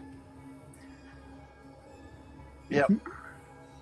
I don't say anything. I'm just, I'm looking, because I've security detail here, so. Yep. Alrighty. And at this point, you see the lady kind of sit herself up. And takes the little sign down, kind of puts down the little thing with Oprah on it, and kind of looks to you and just says, "Hey, can I help you?" Yes. This is our first time here, and I really want to get the most out of our trip. So, like, we're gonna go skiing, but like, what else is there to do? What are the things that we should absolutely do? Like, I saw this. Well, you are here kind of early in the season. We've got fishing one. Looks neat. Oh yes, we do have there is a guy by the name of Jacob who is local to the cabins, and he takes people out for excursions. It's about $45 per person. Kids can go for $25, but we don't allow children under the age of 8. Okay. And he takes you out, and you do some deep lake fishing. Deep lake fishing, Jacob. And it will, yep, and yes. Type in. Are you writing everything down there, girl? Hey, I got a business card. Here you go. Oh, thank you very much. Yep. All right. Well, it's got a little card for you. But yeah. And effectively, though, it does. The price does include a temporary fishing license for the moment that you're going out, and you're able to take back. There are a few fish right now that, depending on their size, will have to be released back into the waters. But most of it you can take back with. And he can also gut it, clean it, and have it for you to have for dinner. It's all part of the little exclusive experience of our deep lake water. We also do have cabins. Wonderful. Now, I saw that too. Tell me more about those. Oh, well, at this point, Puma, make myself a notice check, please. Since you're doing the bodyguard. Bang! All right. At this point, in the back, you just notice an orderly come out with the mop bucket, and he starts kind of, doing some of the mopping up, getting ready for tonight by the bar and where the dancing there, the little stage where the band's going. And he's just got a one-piece overall on with, work boots. He's just kind of doing the mopping. And first off, he's got his sleeves rolled up a little bit, and he does a few tattoos on his forearms. And as you kind of look up, you see the scorpion tail on a quite familiar face as the guy's doing some mopping around the place in the back. And ironically, how you say he had that weird look about him when he's dressed up as a janitor? You're like, yeah, he looks like he could be a janitor. You know what I mean? It's like it's gone from this evil gang man to it's a sad janitor type. Yeah, he could be that too. But you see that guy's here. He's doing the mopping up off in the distance and all that. He has looked up. He seems to be watching Veronica a little bit. You think he's trying to check her out, but he's doing his mopping. He sees you standing around, so he's a little concerned. So he's trying to sneak a look at her without you noticing he's trying to sneak a look at her. Okay. So that's what you're aware of. Mind my own business, kind of. But if you want, we do because of the time of year, we do have a lot of the cabins. We've just been cleaning them up and getting them ready as some of their, that. We could upgrade your current purchase to one of the cabins. It has 4 separate beds or 2 large beds.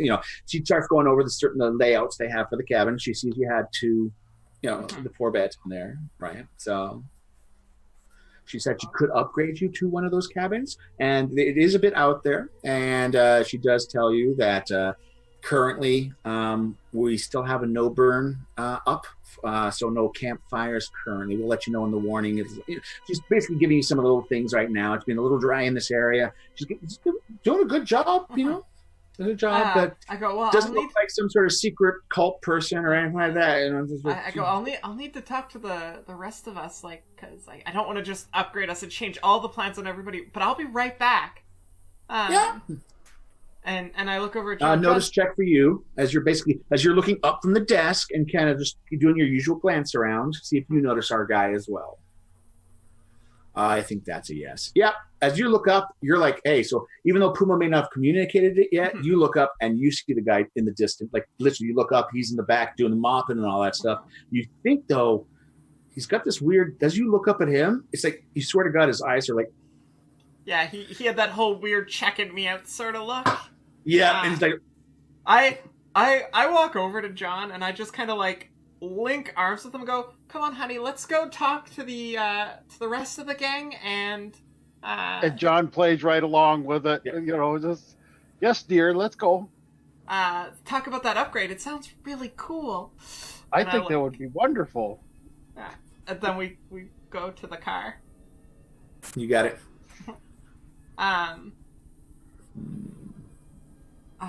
Will, Dean, 2 things.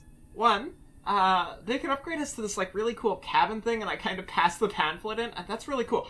2, upgrade to a cabin in the woods. It's already sketchy here. The other thing is, that. Whoa. What's the upgrade cost? $250 on top of what you're paying.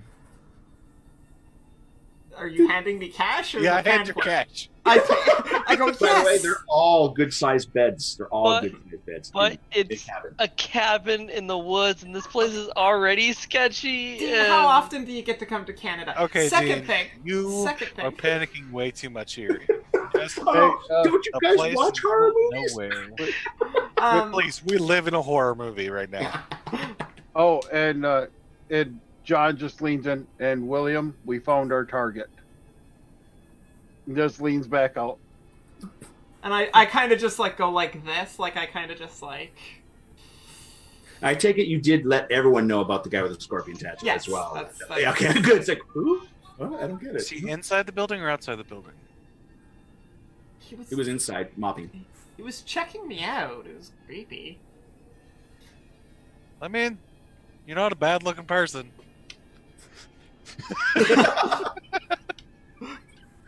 Oh, she's blushing now. There. Doesn't really know to say that. She just goes, I'm gonna go do that upgrade. I'm back in my book, so. I'm still not sure how I feel about. Is the car still idling, or do you actually shut the Yes. car down? No, I am not turning the car off. I have failed the spirit roll. Yeah. And now you're. Oh, don't worry. You're just going to a cabin in the woods. Yeah. So I go back in and I say, yeah, we would absolutely love that upgrade. And No, you said 250, right? Oh, yeah, because you got it for a couple of days, and again, because of the time of season, we do have openings if you decide to stay a bit longer. Oh, perfect. Yeah. Sorry to interrupt. Did I get refunded for that Uber trip? Yes, you would have. Yes, you had receipts. Okay. I thought she cut the guy a check. So you would have had to collect the money back from him. No, because I put the receipt on the table before I sit down with the book. Yeah, so in some way, a check was cut for that. The payments were done. We all got paychecks. It was great. Your car can actually have repairs done now. And speaking, I could have just done the repairs, but what did we get paid? I was saying, we got my paid. inventory still shows that I'm broke. So yeah, you got money. Well, we'll just work on that note. Maybe that's in months. You got paid. Yeah, you got money. We got enough money for rent. Your cost of living is not worried for another 2 months. Wow, that's pretty good. that's almost as good as one of my normal jobs. your cost of living doesn't. It's 200 less, I think. No. So I go back in and I also go, and can I get a receipt for that? Oh, yeah, no problem. Not a problem at all. The guy he doesn't seem to he's just casually mopping around and all that. He has probably been checking you out, but now he's more focused on getting the floor done up and all that kind of stuff. Also, that creepy vibe that you had doesn't help when you've got a stag's head up on the wall and the bears thing on the side and that just sounds like a hunting lodge to me. Yeah, the bad taxidermy fox that at one point probably was cool, but some of the fur's not there and the eyes just have an I am dead kind of look going. It's got a little fox kind of stuff thing there, so it's all super creepy. Yeah, but it has a great kind of wood smell to it. And a wood fire smoke smell. I mean, don't get me wrong. I like the fresh Canadian mountain air. That part is interesting. Especially for a city slicker like myself. Oh, the irony. So, you got the upgrade to the cabin. You've given directions. You notice the cabins seem to line around the large lake. Okay. Jason. And do the cabins look a lot do they look more like... Did you not remember how I described it as being that kind of a weird triangle? No, you did, actually. My paranoia, it doesn't seem as out of place now, does it? No, you're still freaking out for no reason. We lived through a skinless time. So the whole drive out to the cabin, I'm watching for, any signs of... Well, so I while we're driving back, I want to talk. I was so how do we, we gotta talk to that custodian, right? Or I could stalk him. Yeah, I'm good at that. He said I could stalk. Well, apparently tonight is going to be a tribute to Stompin' Tom. Who?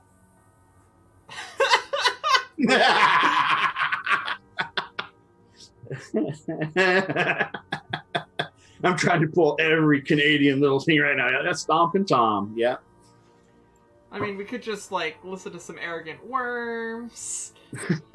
Arrogant Worms. All right. But yeah. So there is going to be a little thing going on because the community, it looks like, it's a bar as well.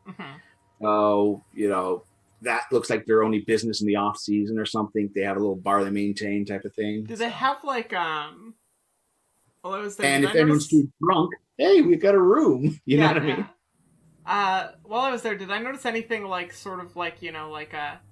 a wall of fame sort of thing, like where you would see, like people holding up their catches. If you had a really good notice check the first time around, you might have.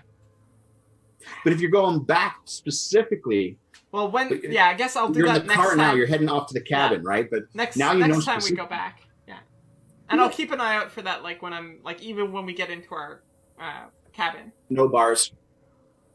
You've now gotten to the point of No Barsville. As you start driving through the woods, the path, Lugnut, gets to the point that it has passing spots on it. It's now a single lane dirt with some gravel road that's taking you through the woods to your cabin. Ooh, are we going to grandmother's house? I don't think this is Grandma's house. Actually, I was just before you get to the cabin, there is a bit of a break off, and it has a couple of park benches, a couple of those little portaloo type things, and it looks like a small spot where you can have a picnic. And it's got a little bit of a roundabout where if you weren't going any further to the cabins, you could actually use the roundabout to go back. Come out here, have a little picnic. It's a little bit of a river nearby. I'm gonna slowly start turning into the roundabout. But you also notice a nice little sign that apparently something to do with a bear mace or something like that alert or something that they have warning signs up there on the side there. There's a bear on the loose? No, bear mace. Like basically, it's basically this that you can have bear mace in this area apparently or something going on. What is bear mace? Bear mace. What is bear mace? It's you a spray it at bears, and they go away. You know how people carry mace in their purse to spray in. Are we worried about bears? Yeah, I am. I'm worried about everything right now. We're in the woods in Canada. Let me guess. You don't like this. No, I don't like this. The fun fact is, the difference between a black bear and a brown bear. One of them you can lay down and play dead, and it will ignore you. And one of them will rip you apart. Do you know which one it is? I'm pretty sure the black bear you cannot lay down. Yeah, I'm pretty sure that's the one. Yeah. And then grizzly bear. Animal Planet.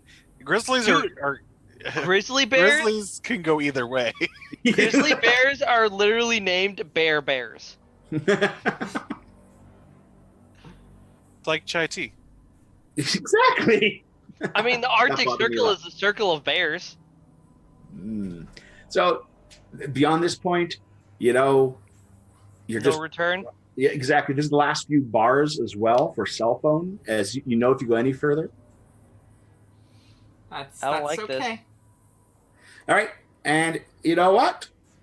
Because of the time of year, the sun's already starting to go down at about 5:30, almost 6 o'clock. The sun's already starting to go down through these trees as you're driving. Getting out to that cabin, the little dirt road goes, and then it does a branch off. Basically, you're starting the little road that goes around the lake, and you guys go that direction towards your cabin. But if you can go, and it's going to go all around the lake type of thing. Fun fact, on the far little platypus peninsula, the little peninsula goes into the lake, and that's got the cabin, it's got the fishing boats, and that little deep fish thing, that's off the other direction. So you're going left and right. If you continue following that road, goes past a few more cabins and this guy's little shack. So you're going off to this side into the cabin area, and you're able to pull up. There's a dirt parking spot that you can see. It's a single story little cabin that's kind of raised up a little bit. It's got a nice wooden porch all the way around the front of it.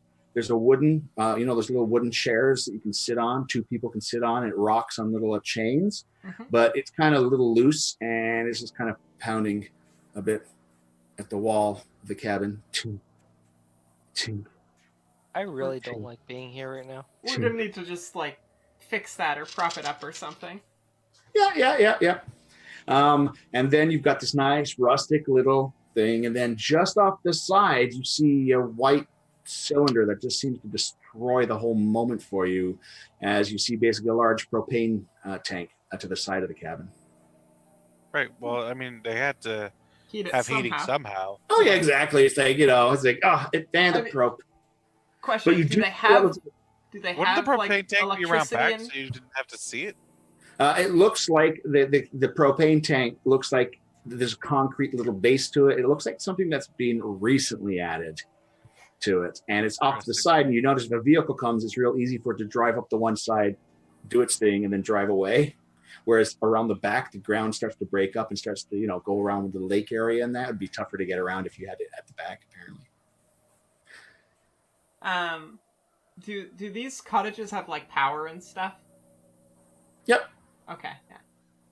They'd have to with the propane. Yeah. Okay, so we might have internet and Wi-Fi at the cottage. I don't know. As you get to the cottage, you find out that there is electricity here, and there's a little gauge to it, but there's no wires above ground. So the best you can guess is maybe they've laid a line in the dirt or something. You don't know, but there does seem to be power here. You do see that the cabins themselves look like they had wood stoves, and they actually had a spot for a generator that has been removed, but the look for the generator is still stained in part of the wood. You know what I mean? You could have seen where a generator was. So it looks like it was like a gas generator and a wood stove originally, and the gas generator was the new thing. So it looks like it's gone through 2 or 3 little renos. This is before you walk into it. You can see the markings on the thing. The wood. Are there any arcane markings around the outside of the house? That would be a notice check, and it would be a high number if there were, because there's no giant, Tom's Arcane Shop kind of thing flashing up here. But you could go for a notice for that.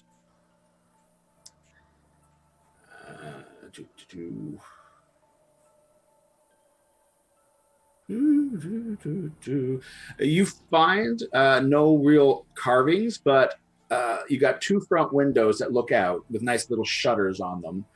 Curtains have been drawn so you can't see into the cabin, but you do notice in one of those windows is a dream catcher that's kind of hanging up there. It's not really an arcane symbol, but it can be considered arcane in a sense. It's like with real feathers. It's not like one of those plastic ones with the fake feathers. It looks like a little wood, dream catcher. Now, I don't want to worry you, but do you remember those little wicker symbols that you had that I said looked a little bit like a dream catcher? Well, now you see a dream catcher. It's like, it kind of gives you a flashback to those little wicker things that you had seen before, in a sense. But that's the only thing that catches your eye, that somebody put a dream catcher. Didn't you just say you didn't want to worry us?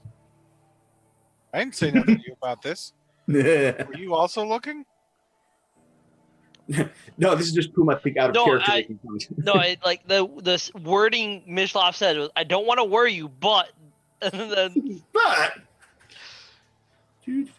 Around the back is where the other generator would have been if you were looking around the building, and that's where the discoloration of wood is. But effectively, it's a big square building, and it's got like 2 windows to a side almost on all 4 sides. It's raised up with a bit of a wooden deck that's all the way around it, and you've got a great look, and you've got one of them like beer commercial wooden piers that go out into the lake. You know what I'm talking about? Like the simple little pier that goes off. You run and you go, hey! You jump into the water at the end. It's got a little jutty on the side, so you could actually bring a boat in to stick. So it's kind of a little L, not an L shape, but like a bit with a little jutty on the side to allow stuff to be put on. So you got a little wooden deck that's out there in the water. And apparently there's a no fireworks sign up right now. And there is a notice for fires. There's 2 notices. One that currently, you currently check this radio. There's a radio frequency you can tune into that will give you information about fires. The other one is a stipulation that no flame can be more than 16 feet high. Pretty standard fare. So that's exactly what it's feeling.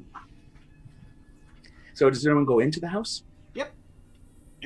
And Who I goes will in first? I will be. She has the keys. Yeah, Yep. I go in first. Oh, the steps creak. I Like go in loose- first. I'm I'm also still letting sitting- everybody else carry my I'm luggage. sitting in the car with it idling. All right. Nobody wants to let me go in first. Puma now. I mean, I'm not really worried about it. Yeah, this is... We're here to, Cabin in the woods. investigate. I'm not expecting anything to want to attack us at the moment. We're You investigating. open it up and... We haven't aggravated anybody yet. Yeah. You open the door, it clicks, and like I said, they got the things done up. It looks like a home and garden inside, and Martha Stewart's just finished cleaning up. You've got nice little throw pillows. You've got some nice wooden furniture. The entire sphere disappears. Oh, well, he got a nice little. I'm checking under beds and couches. This and whole rock place is walls. nicer than where I live. So, like, this is like living like a queen. You do have what looks like a deer's head, kind of just mounted though. There is a stag's head, 16 pointer or something, very nice up on the wall. I don't know if it's real or not, but it kind of looks to the feel, and that's the only dead animal in here, it would seem. That's appreciated. And those eyes just seem to watch you guys as you move through the room. I mean, any stuffed animal. Yeah. It's just for you, look, man. Do I need to do? I another don't see check? it. I'm still in the car. Sorry, what was that, Rabbit? I'm doing the same thing out inside that I did outside. Yep. Do another notice check. I'm like choosing my bed. Like, this is I win. I got the best room. And it's got one of those nice wide hole knitted overthrows on the beds as well. Like it's got the wide holes in it. It's like that some old grandma knitted it or was bought at Walmart, whoever. But it's got It's nice. It is. It's very nice. 11. You can say that there is no secret carved things under the beds or on, like from what you see, it looks pretty good. Again, you see the one dream catcher in the main window. Besides the 2 bedrooms and the washroom, the kitchen and the whole living area and kitchen, all that, it's kind of open. When you've got the back of the building that's got the 2 rooms, and sadly the beds are nice, but the rooms look like they were cut in half to make it for 4 people when 2 people would have had more room, type of thing. Right. And the bathroom is somewhat brand new, pristine looking, and the reason I say that is when you stand, you do notice there's a small outhouse that's still on the grounds off to the side. You know what I mean? So this is definitely a cabin that's gone through 2 or 3. Has everyone gone inside at this point? Yeah, you're all by yourself in the car. I'm turning off the car and going inside as quick as I can. Because at this point, you're losing the last of that sunlight, and I'm outside by myself. Yep. I guess since everything's fine, I'll pick a bed now too. Yep. On the bed are little pamphlets. Again, talking about the fishing.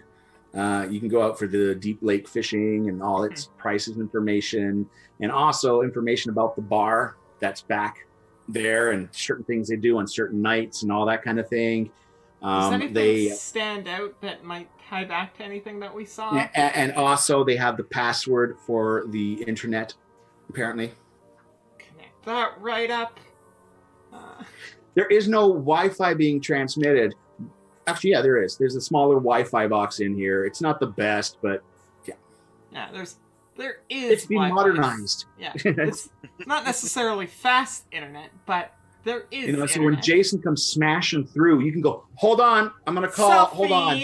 No, it's a selfie. Yes, like because I can't picture Jason or he's coming through this place with the Martha Stewart home. It's like, oh, nice material. You know what I mean? Oh, well, like if I'm gonna get murdered, like we're gonna selfie it. We're gonna make sure we use the right filters and. All right. So secretly, did you guys just get a paid vacation? Yes. It's a business trip. It's a business trip. All right. We have business to do here. Just like it's the first day, Let's go get drunk at the bar. I mean, I'm interested in heading to the bar, maybe seeing if we can learn anything more about our. I mean, that's really what I meant. Our friend. Okay, yeah, sure. But it works I'm down out much with that. better if you look like you're drunk while you're doing it. Oh, I can do that. Don't worry. Fabulous. Can I actually get drunk? And I put on something nice. I don't know. Do I trust you enough to get drunk and not tell our... You're our driver. You're our DD. Yeah, you can't drink. You're our driver. So this is not a vacation. So what you're telling me is you want me to go back outside? I mean, In the I got dark. a nice bottle of alcohol for you for when we get back. I'm gonna need something to drink away the fear. All right then, but you can't have it till we get back. That's fine. And then I'll be drunk as hell when we get back, and I'll wake up not knowing what the fuck's going on. Seems like a great plan. So you guys you put your stuff down and you head back. Well, I get changed into something nice. I dolled myself up a little bit. Gonna play this one hard. After calling Sean. Okay, so is this one of those instances where she's like, all right, I'm going to be 15 minutes, and then 45 minutes later? I'm much more efficient than that, I'll have you know. Only 30 minutes later. No, like, I'm gonna say 15 minutes, and it'll take me, 18. All right, then. So... Oh, you actually meant 18 minutes. Hold on, I'll be right back. So, Vit Rabbit, Puma, Lugnut, just for your own reference, I want all of you guys to go to YouTube and put in Stomping Tom Connors, and whichever song comes up, click on it and take a listen. 1 second, I can do this. Well, don't stream it because then we will get that little on Twitch. Well, actually, yeah, I can still do this. And for those people that are watching this pod, you can do the same too. So you can be pulled into the experience of what tonight at the bar is going to be like. Uma, what song did you find? I'm not sure I want to click on the first video because it's an hour and 5 minutes long. Okay, maybe the first single song. I turned off the music to the stream.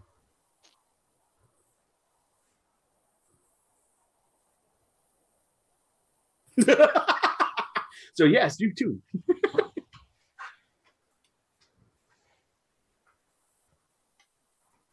Y'all can't hear, but we're listening to Stompin' Tom's the hockey song. Hockey game, the hockey song. You can't get any more Canadian. The good old hockey game. Best game you can name. The best game you can name. It's the good old Yeah, the hockey first two, game. when I typed it in, the first two things that come up are an hour and 5 minutes and an hour and 29 minutes. Probably a whole Interesting, collection. 'cause the first thing I popped up was 2 minutes and 13 seconds. The first thing I popped up was a full concert.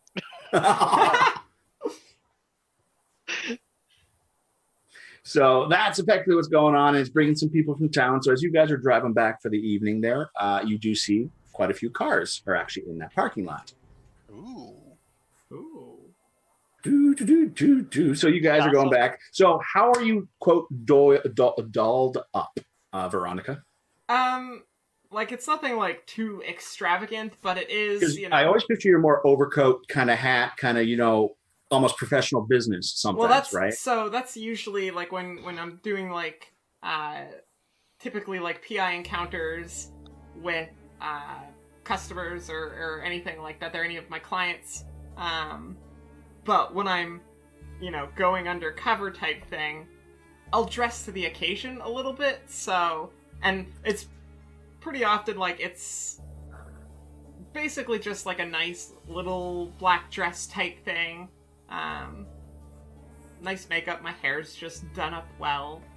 I wouldn't say it again. It's not flashy. I don't have anything that's flashy, but it is less modest than no problem. What I would typically wear. So, as you show up and see others in denim jeans, denim shirts, some flannel, cowboy boots, a couple of hats, cowboy hats, you start to feel a little out of place.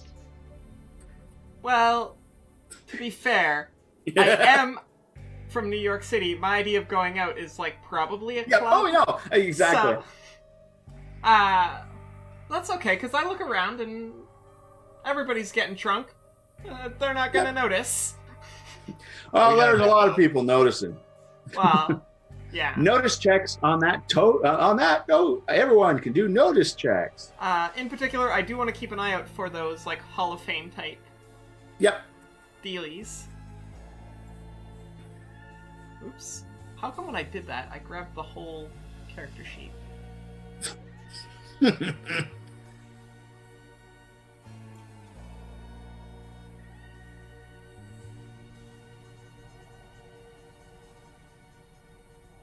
All right. Half price Canadian beer until 11 o'clock, Lugnut. That's what Dean notices.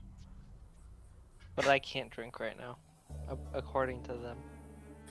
All right. So you didn't ask me what I was wearing, but I got a baggy hoodie on, a tuxedo shirt. What? Like a shirt that. What are those tuxedo shirts? It's like a T-shirt that looks like you're wearing. Oh, okay. I and got a pair of baggy black pants. And this is Nick Frost, everyone. This is the And actor. some slightly obnoxiously looking oversized boots. You got it. All right, so John, you too notice. Ooh, beer half price until 11 o'clock. And even John is probably a little bit distracted with Veronica being all dressed up. five. Notice you do notice that no longer in janitor clothes, but kind of sitting in more relaxed fit again, like more denims and that, is our guy with the tattoo. Veronica, with your notice, you notice the little wall with the pictures, and you do see that your guy is Daniel is on there, and you find a similar picture that's been cropped with him and the fish, but you've seen the larger version of this, and then there's a bunch of faces you don't know, and then one or two of them are the faces that were in the group picture. You know what I mean? Their catches up here and all that stuff. Okay, yeah. Scorpion guy's never up here, apparently. Other than in that one picture. They've been cropped now. Okay, Most of these are the fish they've caught. Sadly, he's not up here. I don't know if that's a personal gripe or whatever. But the other fun fact to know is half the people in the picture are in this room right now. It's like, oh, you're looking at the faces going, oh, yeah. And then literally one of the guys comes up, yeah, that was a 5-pounder. It was a pretty good catch. And you're talking to one of the guys that was in that picture. He just kind of came up, sees you're taking a look at those. I'll go along with it because that's really amazing. Yeah. Actually, there's a lot of nice lake trout up there, and he tells you sometimes pikes, but they aren't really good for eating. I'll tell you that much. But we were thinking about doing this Jefferson. Oh, hi, Holds his hand out for you. You from East Coast? And I flip through my bag, and I have the card. And is that the same guy? Nope. Okay. I go, well, we were thinking about doing the deep fishing thing. Do you always catch something really incredible like that? Oh, that was just him out. There's a couple of festivals that at Jeff's cabin, because that was the other guy's name, wasn't it? The guy. Is that why you have? Did I mention?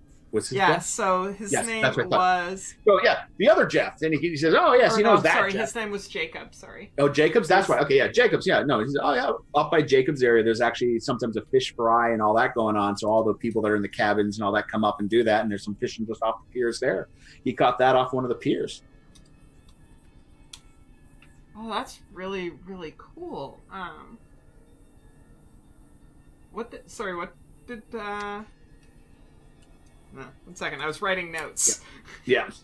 I distracted myself. What about these other, there's so many really big fishes, it's just really impressive. Oh, why don't you come back, come to the bar, grab a drink, we can talk. Sure. You can do a notice on him as he's looking away from you. Just try and look him over. You do notice he's got a nice ring on him. You can't make it out, but it's kind of a heavy ring. It almost looks like something that what's the NFL, Yeah, like a university type ring or that type of one of those. That does catch your eye. Because the rest of his outfit isn't as fancy as that kind of, at a quick glance, that ring. It just, you know what I mean? He's just got a denim shirt on type of thing with a horrible little, one of them lace ties. It's basically got a little cow skull or whatever. And he's just got, the little lace things coming down. That's what he's got on right now. And a hat. Do I notice if it looks like the logo for the university that... Unable to grab it with the 5. You just notice the fancy ring might be an interesting item. As a bit of time goes, I want a notice check, please, from Bit Rabbit, Puma, and Lugnut for your characters, please.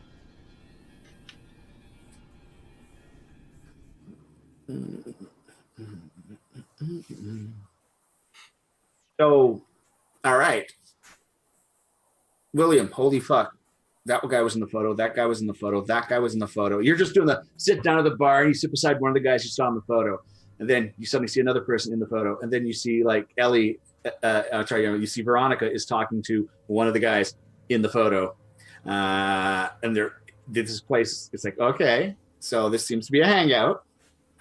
And let's go backwards here. Ironically, what I was looking for, Puma, even though you failed, because you were saying that Veronica was part of the reason you were failing, you've actually passed. As you now notice that Veronica is talking to somebody, but that's all you know. The face might look a bit familiar, but you don't click as one of the people in the picture, but now she's talking to somebody. So ironically, you know that, okay, bodyguard kicks in, she's talking to somebody. And then...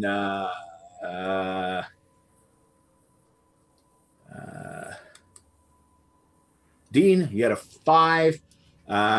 You two notice that just in general, Veronica's talking to somebody here. You know what I mean? Like she went off to look at something and now she's talking to somebody. So you're aware that that's going on.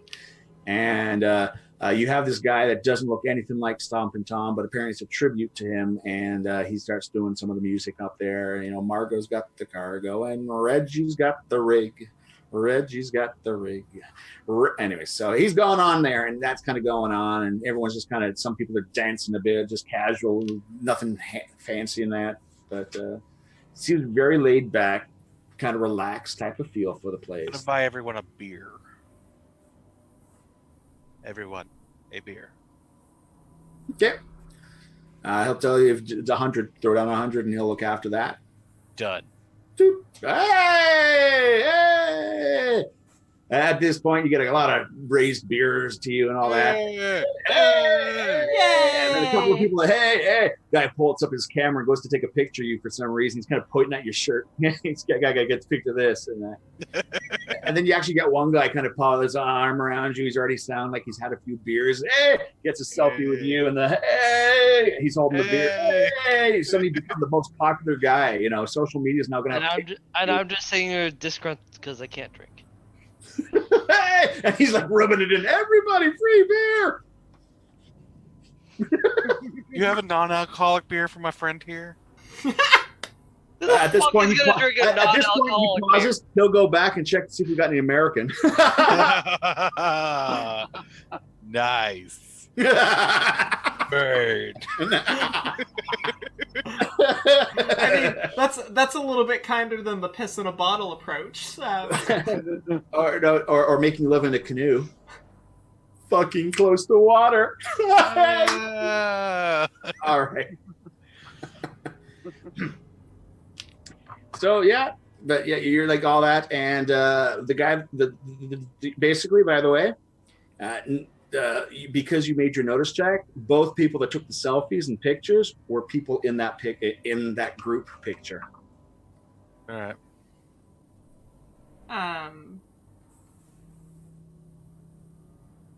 I kind of want to try and slip in my conversation with this person, in my conversation with Jefferson, that, like, I came here because, like, one of my friends highly recommended this place, and,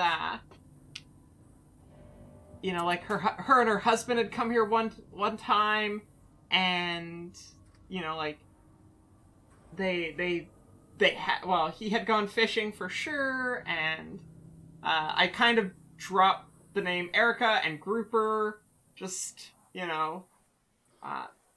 Do me an investigation roll. As you're wording this, you're not doing a persuasion, but the investigation, you're trying to hide your questions, if you know what I mean. I am using a beanie.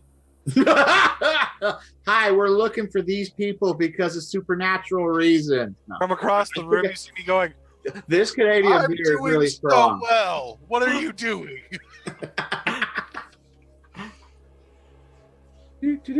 Oh, fate! I'm using another beanie. Can I do that? No, I can't. No, you can only do it once. Yeah. Darn it. I can use a beanie though for her.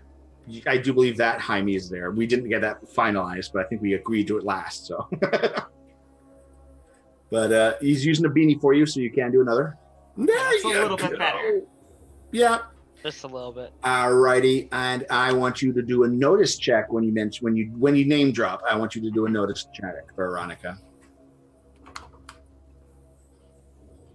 You've hit a nerve, but he's covering up. Oh, he doesn't ring a bell, but you could see the way his face changed.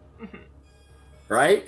He was just casually chatting with you, and then you mentioned their name, and then his whole demeanor almost changed a little bit. But he still continues because that's going to drink, and he didn't want to. He sensed now the whole conversation's just changed. Yeah. But he's like, oh no, well, it doesn't ring a bell. Though a lot of people do come up and visit here. He does admit, a lot of people do come and visit. So the name doesn't seem to ring a bell.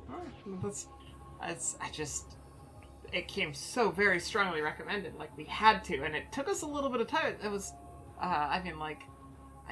I've known Erica for like 3 years, and this is like the vacation that she always talks about. So like, I'm really excited about our time here. You're at the bar type area, and he just whatever you want, he just kind of covers and all that stuff. And we also got a free beer. What? Well, he's paying for it. Wow. At this point, the person that's with Veronica looks over to you. Was it William? Just kind of raises the beer and takes the beer that you. Hey, thank you. All right. Not seeing the connection, which is nice. As soon as he's thought, oh, yeah, it's that person. All right. So, I'm gonna carouse with the two people who were kind of drunk and took selfies. No problem. Notice checks for you. And add a +2. For some reason, add a +2. Or if you've already rolled, add it to the number you rolled. But yeah, +2 to your notice. Almost like there's a trap. Yeah, I didn't know. No, I'm just saying. When you're working a mark, you think these are not. You don't think these two people are as drunk as they seem. Oh, you mean like me? Yes, exactly. You know what I mean? Like, because of your background, it's like working a mark type of thing. Because they're taking the selfie, they've taken pictures of you casually, right? And all this with excuses to take pictures of you. And they're just chatting and all that stuff and being very friendly and acting a little more drunk than they are because their coordination doesn't seem to be as off as the way they're talking compared to when they grab a beer or something like that. That's what you notice. You pick up on that little, All right. That the two people are kind of probably, they may consider you a mark. Now, at the same time, besides horrible occult stuff, they could be looking to, steal your wallet or something. Do you know what I mean? You are a mark. You know what I mean? You just advertised a whole bunch of money. No. I literally only brought $130. Wow. Oh, you want to know? No, another one. Well, I just bought the whole bar of beer, and it cost me $100. Yeah. I think that means I can drink for the rest of the night on 30. Oh, yeah. So, until 11 o'clock. Because you bought everyone a drink at half price. Right. Okay, so, Lugnut, you're sober, sitting at the table. You don't, it does, the creepy vibe isn't there that much because there's so many people here, there's music, do you know what I mean? It kind of loses some of that creepy vibe, except for the bear, that ratty fox, because now you got the lighting and you got some little dance lights going on the wooden floor, so you get like the inhuman glow out of the fox, the little fox's eyes as the light reflects off of it a little bit. Is the bar in the same room as the office? It's an open concept, man. Okay. But basically you've got a desk area and you got the information, and then beyond the desk you've got the little bar and a thing. It's like the main floor is a kind of a recreation spot, and you also can sign in stuff and public washrooms on the side and all that. Yeah. So I'm gonna be sitting there, just drinking whatever non-alcoholic thing they give me, sitting there spinning the keys on the table with my finger as I'm just looking around the room. At this point, the guy just pauses. You know what you want? You want mocktails, man. The sugar's good for you.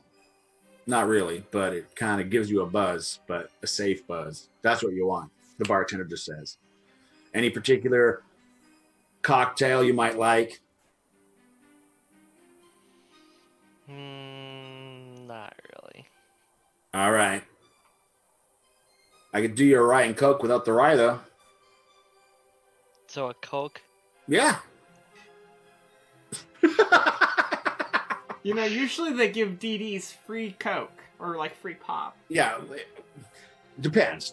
This place, no, he's being a prick. But the lime's free. You got Coke with the lime wedge. Makes it feel like you're drinking. Just squirt that in there. Yeah. Yep. Way to ruin Alrighty. any drink ever.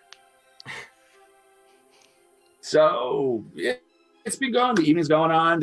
Apparently there's 2 or 3 different people doing different. It looks like 3 or 4 people are coming up. It's not one continuous guy doing a tribute. It's like a bunch of people are coming up and doing little songs, like 2 or 3. Apparently, it's almost like Whistler's version of an Elvis convention. You got to stomp and tom.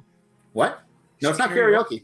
No, it's not karaoke. But they do have karaoke nights, and tomorrow is a karaoke night here. Good to know. Yes, everybody. So next week's episode, get ready for some karaoke action. I'm still a designated driver, and that means I can't get drunk enough to sing. Sing. Oh no! Tomorrow we're getting an Uber. You think we're gonna get a fucking Uber in the woods? Dude, all I have to do is pay one of these guys $20 and they'll take us back to our cabin. I mean, That's an Uber. Yeah, but can you trust that they're not drinking? That's not the important part. The I- important part is that you're not drinking and driving. if we're at some sort of resort or lodge, they probably have some sort of paid shuttle service. That And again, civilization on this road is not too far in either direction. That's where you've got, Mhm. We just needed you to stay sober for the trip there and back for the first scope. So it's 5 minutes to the hour. So at this point, stuff can be going on. I think we'll continue as it might get a little more interesting for the night, but I don't want to start anything right now. And I want to first off, thank everyone for watching. I have to come up with a new name because technically the Carson murders have been completed. And the Carson murder follow-up doesn't have as nice of a ring. So I'll be working on that. But I want to thank everyone that came out and watched. And thank you very much, Ellie, for sponsoring me. And I do believe if okay with her, she will be the new location for this until I get that freaking power supply. Another story. Anyways, guys, thank you very much. Again, we have Elegant Syntax. I don't really need to do a shout out for her because you're here. But hey, make sure you follow her if you've just come here and you haven't followed her. And then we have Vic Rabbit, who played William Scott. And we have Lugnut, who played Dean Luxford. And then we have Puma, who played our good old John Earp. And Mishlof. And me, Mishlof. Yeah, we're not on your channel. So I'm just doing reruns, and I'm not really streaming as much because I even have problems with just basic streaming, which is kind of sad. But thank you very much, guys. And this coming Saturday, I do believe it's going to be Sheila Bobby hosting the D&D campaign that I'm doing. The last book in my trilogy of Starships and Sorcery. Thank you very much, guys. And you guys have a great night. And hey, at this point, it's like, engage. Number 1, you've got the comm. You can end the stream. No, Oh, I can? Bye. Okay, sure. Yeah, Hi. And right. this is where the stream ends. All right. Thank you very much. Have a great night, everyone. And we're muted. And the stream is offline.